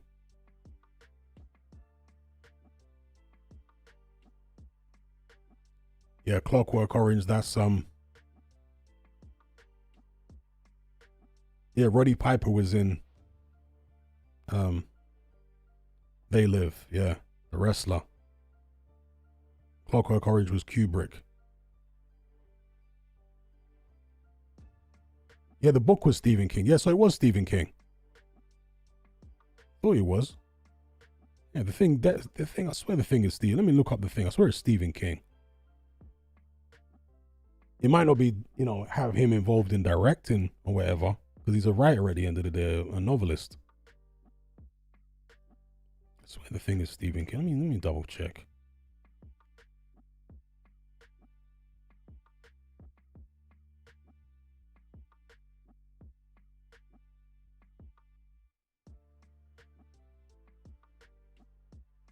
No, you're right. It wasn't. It was another John Carpenter film. So I'm getting my horror directors mixed up. The same guy that directed. The film I just mentioned. They Live. Yeah, John Carpenter. Excuse me. So you're right. Yeah, John Carpenter directed The Thing. And he also directed They Live many years later. John Carpenter was a very good horror movie maker back in the days.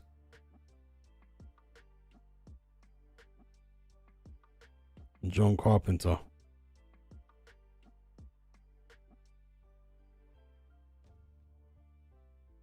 No, apparently The Thing was a novel by, where is it? By Alan Dean Foster. He was apparently the author of The Thing. Yeah, I could have sworn it was Stephen King as well. Apparently not. Unless there's some Mandela effect going on here. And I'm not claiming that, by the way. Yeah, John Carpenter, The Thing. And John Carpenter, They Live.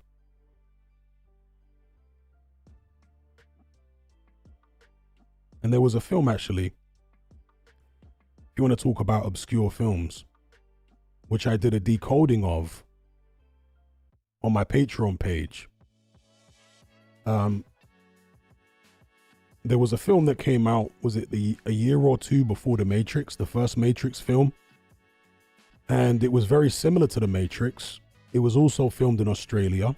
It had several of the same actors from The Matrix in it, and a very similar concept. It was called Dark City. Yeah, Dark City. Very dark film, weird, and not as good as The Matrix, but definitely worth a watch. A lot of the lighting and the art style in Dark City was replicated in The Matrix. In the first film, a lot of it was very similar to Dark City. You know, the green color palette and all that? Yeah, that was in Dark City, which came out a year or two before The Matrix. So if you want to watch an obscure film that's quite interesting, check out Dark City.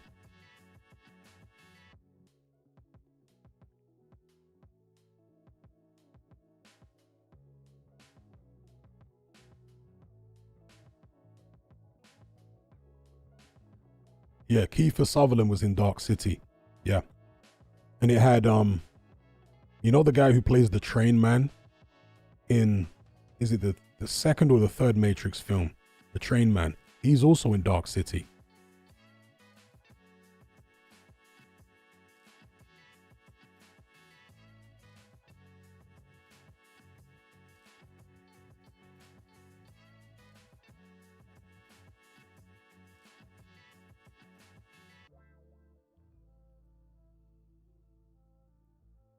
Stella says, I love The Green Mile. Incredible performances from everyone, especially Michael Clark Duncan. And the guys that play Percy and Billy the Kid, I get chills every single time watching it. Yeah, it's definitely a good film, The Green Mile. Definitely a good film. Michael Clark Duncan died pretty young, didn't he? Would you reckon that was from roids? Like all those wrestlers that passed away very young.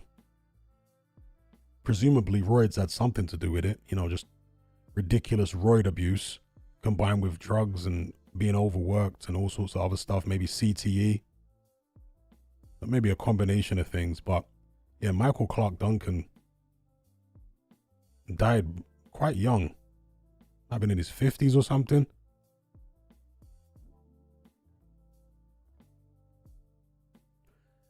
Michael Clark Duncan actually used to be a bodyguard for Mike Tyson back in the days.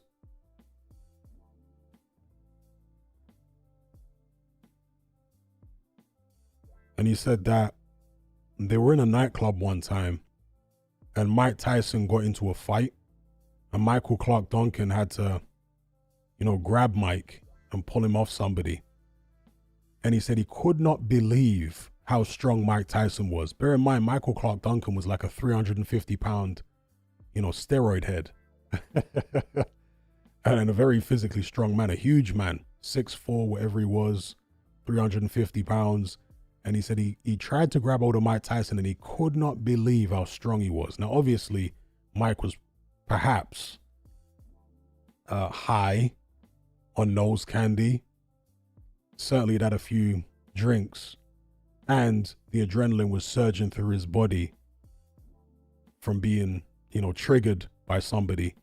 And that can elevate somebody's strength to a whole new level. When they're angry and high on nose candy, the strength can be incredible.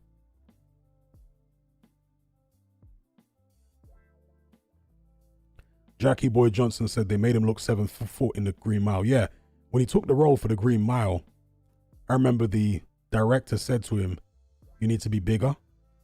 You're too small." And he was like, "What are you talking about? I'm like 300 and something pounds." He's like, no.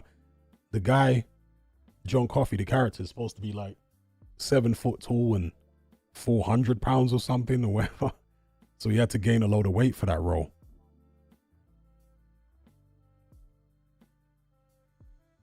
Chainsaw says, "Hatman, I have a bouncer related question for you." Go ahead.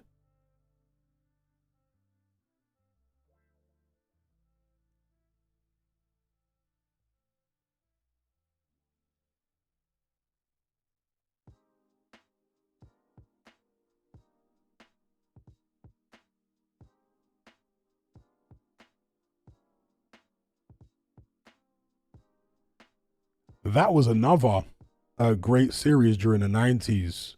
Somebody mentioned the guy who played Hagrid, the Scottish guy. God, I forget his name now. But he was in a series during the 90s called Cracker. Who remembers Cracker? He was like he played a policeman. You don't want to get in the interrogation room with Cracker because Robbie Coltrane, thank you. Yeah, Robbie Coltrane in Cracker. That was great.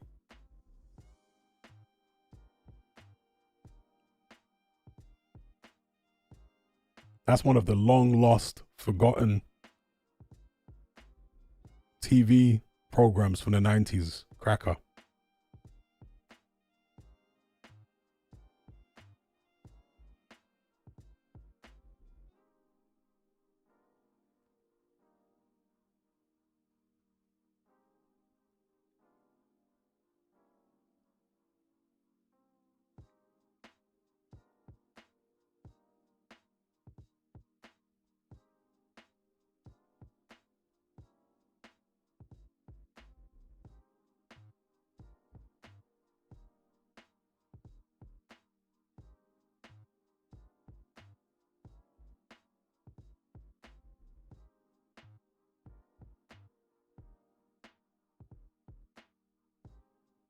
Train Spotting. Yeah, that was kind of part of the cool Britannia wave, wasn't it?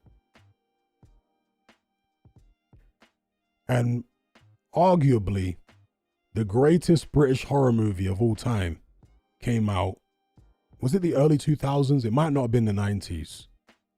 It might have been the early 2000s when the greatest British horror movie of all time came out, which is, of course, 28 Days Later. That was early 2000s, right? Rather than 90s.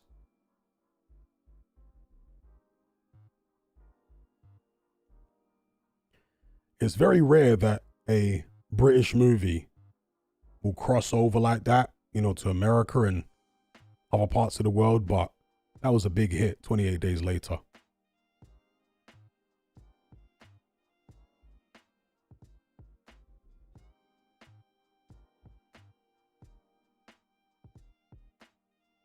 That had Brendan Gleeson in it as a Cockney. The only time I've ever seen him play a Cockney. Normally, he's either American or he has his own, native accent, Irish. Brendan Gleeson. That's his name, right? Brendan Gleeson. But in that one, he was a Cockney cab driver.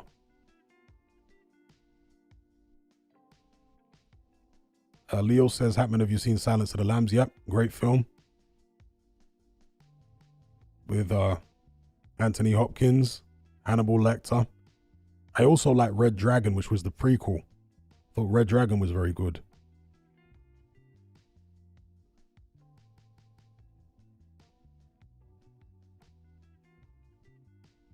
CPB says 28 Years Later is coming out next year.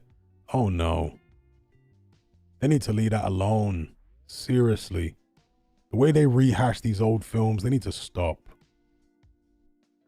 The first one I remember them rehashing, or, a dead franchise which they tried to continue, was, some might say Star Wars, but I don't know, the Star Wars ones were mildly successful. But no, the first one I remember, an old franchise which they tried to revive with the same old actors, was Indiana Jones and the Kingdom of the Crystal Skull. That was awful. Oh, that was awful. Then they brought Stallone back in the Expendables. Ugh, no. Brought Eddie Murphy back for Coming to America 2, which was diabolical. From what I hear, I didn't watch it. I had no interest.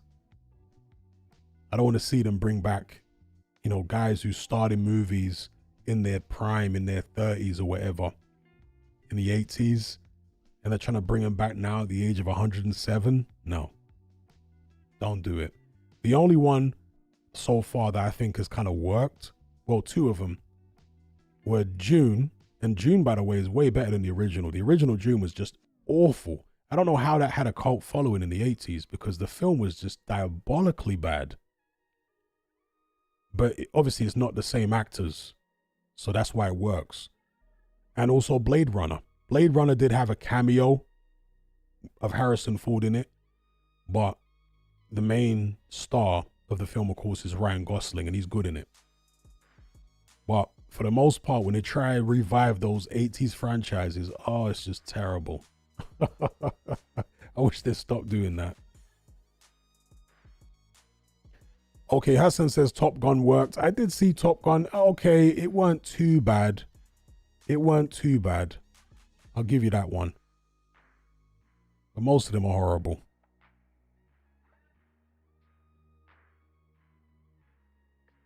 Ayed says both June and Blade Runner, same director. Didn't realize that. That guy's definitely got a knack for recreating the tone of a 1980s film, or 1980s sci-fi at least, particularly with the Blade Runner film, because the tone of that film was so similar to the original. I'm amazed that he managed to get it so close.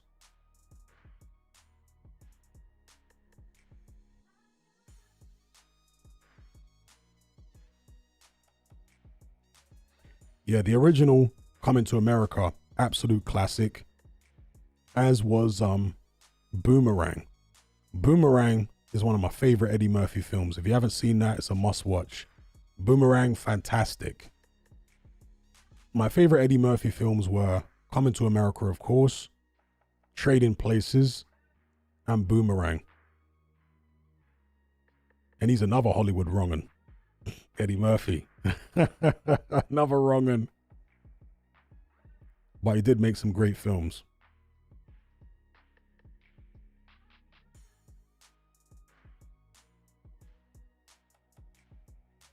Beverly Hills Cop was cool. Another one that had a classic theme tune. Everyone remembers the Beverly Hills Cop theme tune. So yeah, Beverly Hills Cop was cool, but it wasn't on the level of, Trading Places, Boomerang, Coming to America, and so on. In my view, anyway. He also did The Golden Child. You guys remember that? Correct me if I'm wrong, but isn't the star the little Chinese kid? in The Golden Child. Isn't it supposed to be a boy, but the actor was actually a girl? Maybe I'm misremembering.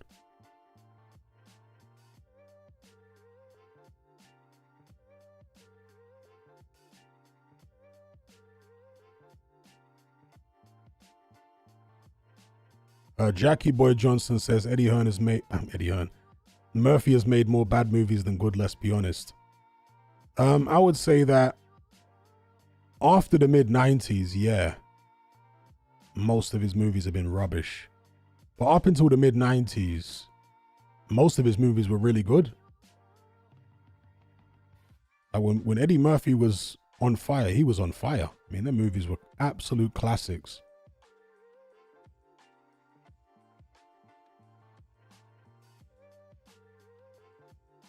So yeah, from the mid-90s on, I never really liked The Nutty Professor myself. I know it was maybe his biggest hit, but I was never really a fan of The Nutty Professor, personally. That's where he went more down like the kids route, making kids films and stuff. Wasn't really my thing.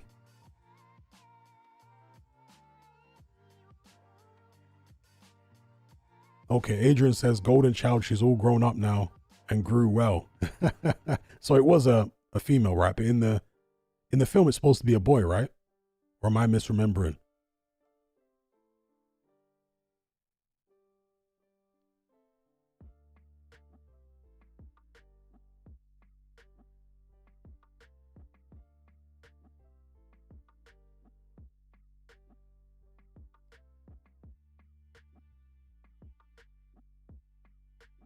Beverly Hills Cop also had a remake, and terrible, I'm sure. Isn't it called like Axel? What's his name in Beverly Hills? Is it Axel Foley? Yes, Axel Foley, innit?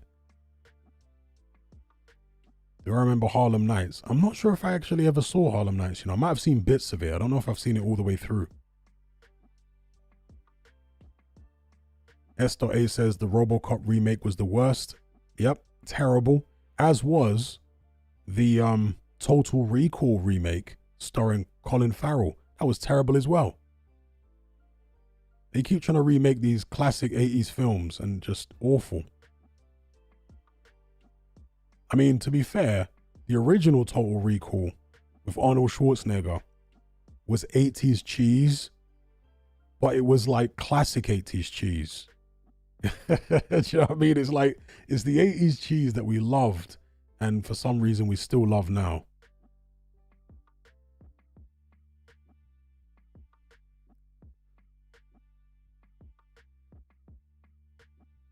Adrian is surprised that it was a remake of Total Recall. Yeah, it came out a few years ago.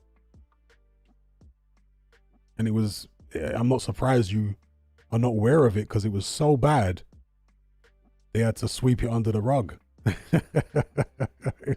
Shockingly bad film. Jackie Boy says Total Recall with Arnie is quality. Yeah, I mean, again, as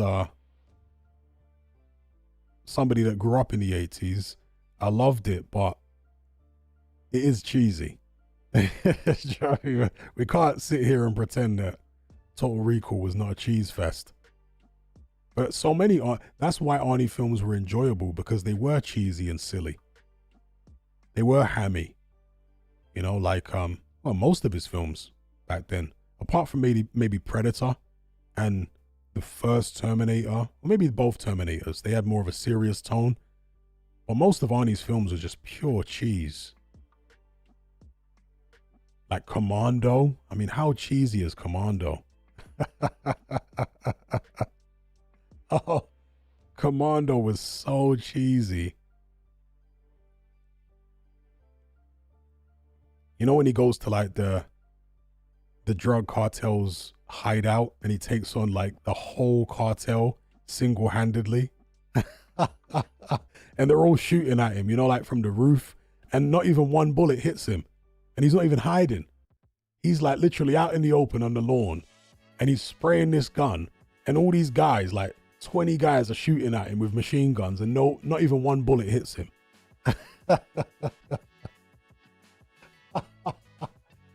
How ridiculous is that? And the one-liners in Commando were just insane. You know, it had so many one-liners. But Bennett, I thought you said you were gonna kill me last. I lied.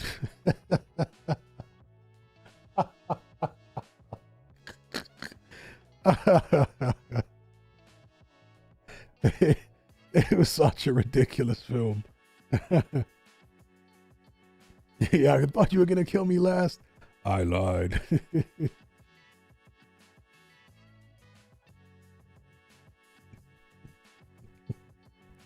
And at the end, when he kills yeah, let off some steam, Bennett.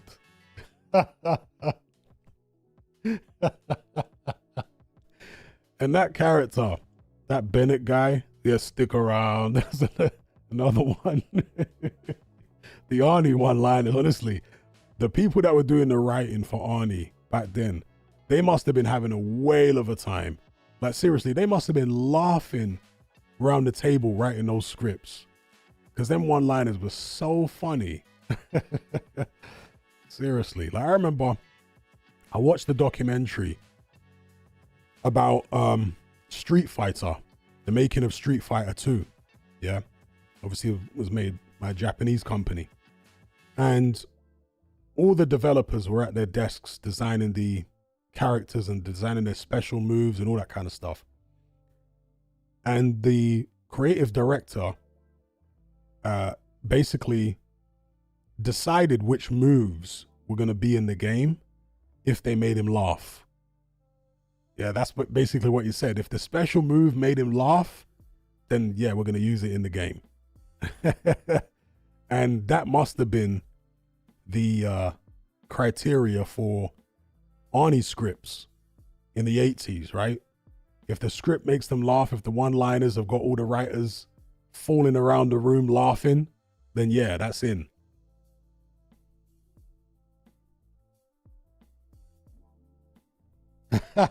That's another one. Yes, Jackie boy. Please don't wake my friend. He's dead tired. Yeah, that's on the plane. When he snaps the guy's neck.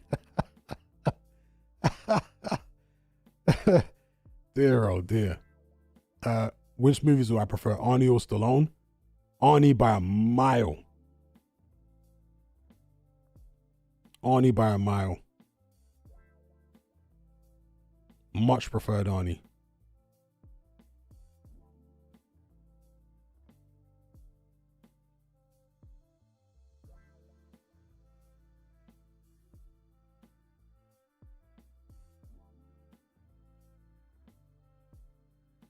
Have I watched Fight Club? Yes, I have. That's a good film. With Brad Pitt and is it Ed Norton? Yeah, it's a good film, Fight Club.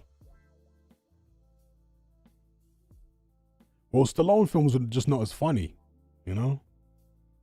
It's not as funny. Obviously, it was Rocky, which was cheesy as hell.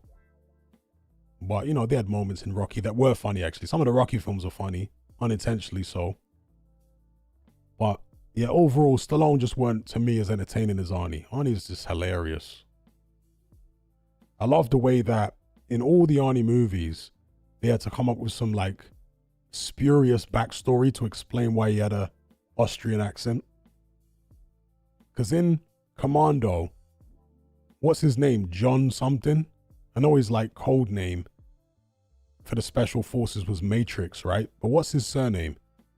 He doesn't even have like a German surname or anything. What's his surname in Commando? John something.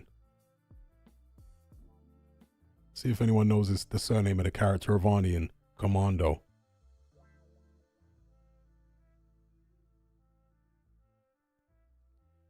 Yes, I'll be back, Bennett. Was his surname actually Matrix? Weird. I thought that was like his code name. You know, like his Black Ops code name, Matrix. Okay, so his actual surname was John Matrix. All right.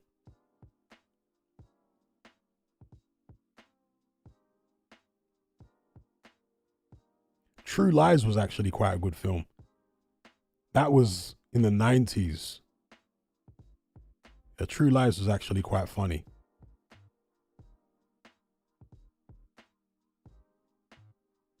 That was almost Arnie doing a parody of himself in True Lies.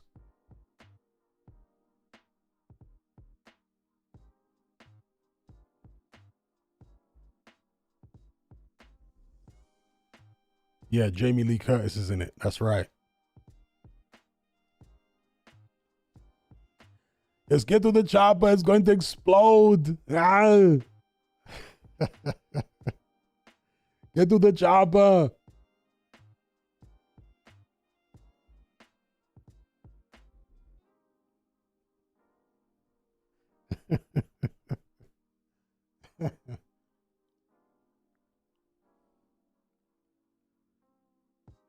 Well, how about what's the one with Gabriel Byrne? Where Gabriel Byrne is the devil. And he's like, you think you're not bad, huh? You're a choir boy compared to me. You're a choir boy. Ah. You're just a choir boy compared to me. Yeah, end of days. That's it. End of days. The choir boy.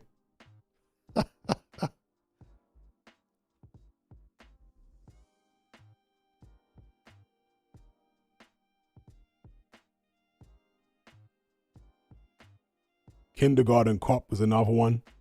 Twins. Who's your daddy and what does he do? Come on, tell me.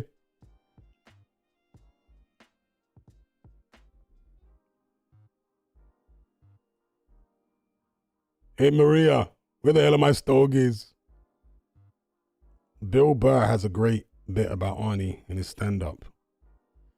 The best Arnie impression I've seen was some obscure guy on YouTube. He's like a big muscular guy, or big, hefty guy. He looks like a mixed race guy, but his Arnie is fantastic. And there's another guy called Josh. I think he's called Josh Robert Thompson, who's a stand-up comedian. He's like an American guy. He does a fantastic De Niro, maybe the best De Niro I've ever seen. Go look up Josh Robert Thompson on YouTube. Best De Niro I've ever seen. And his Arnie is also fantastic. He does a great Arnie.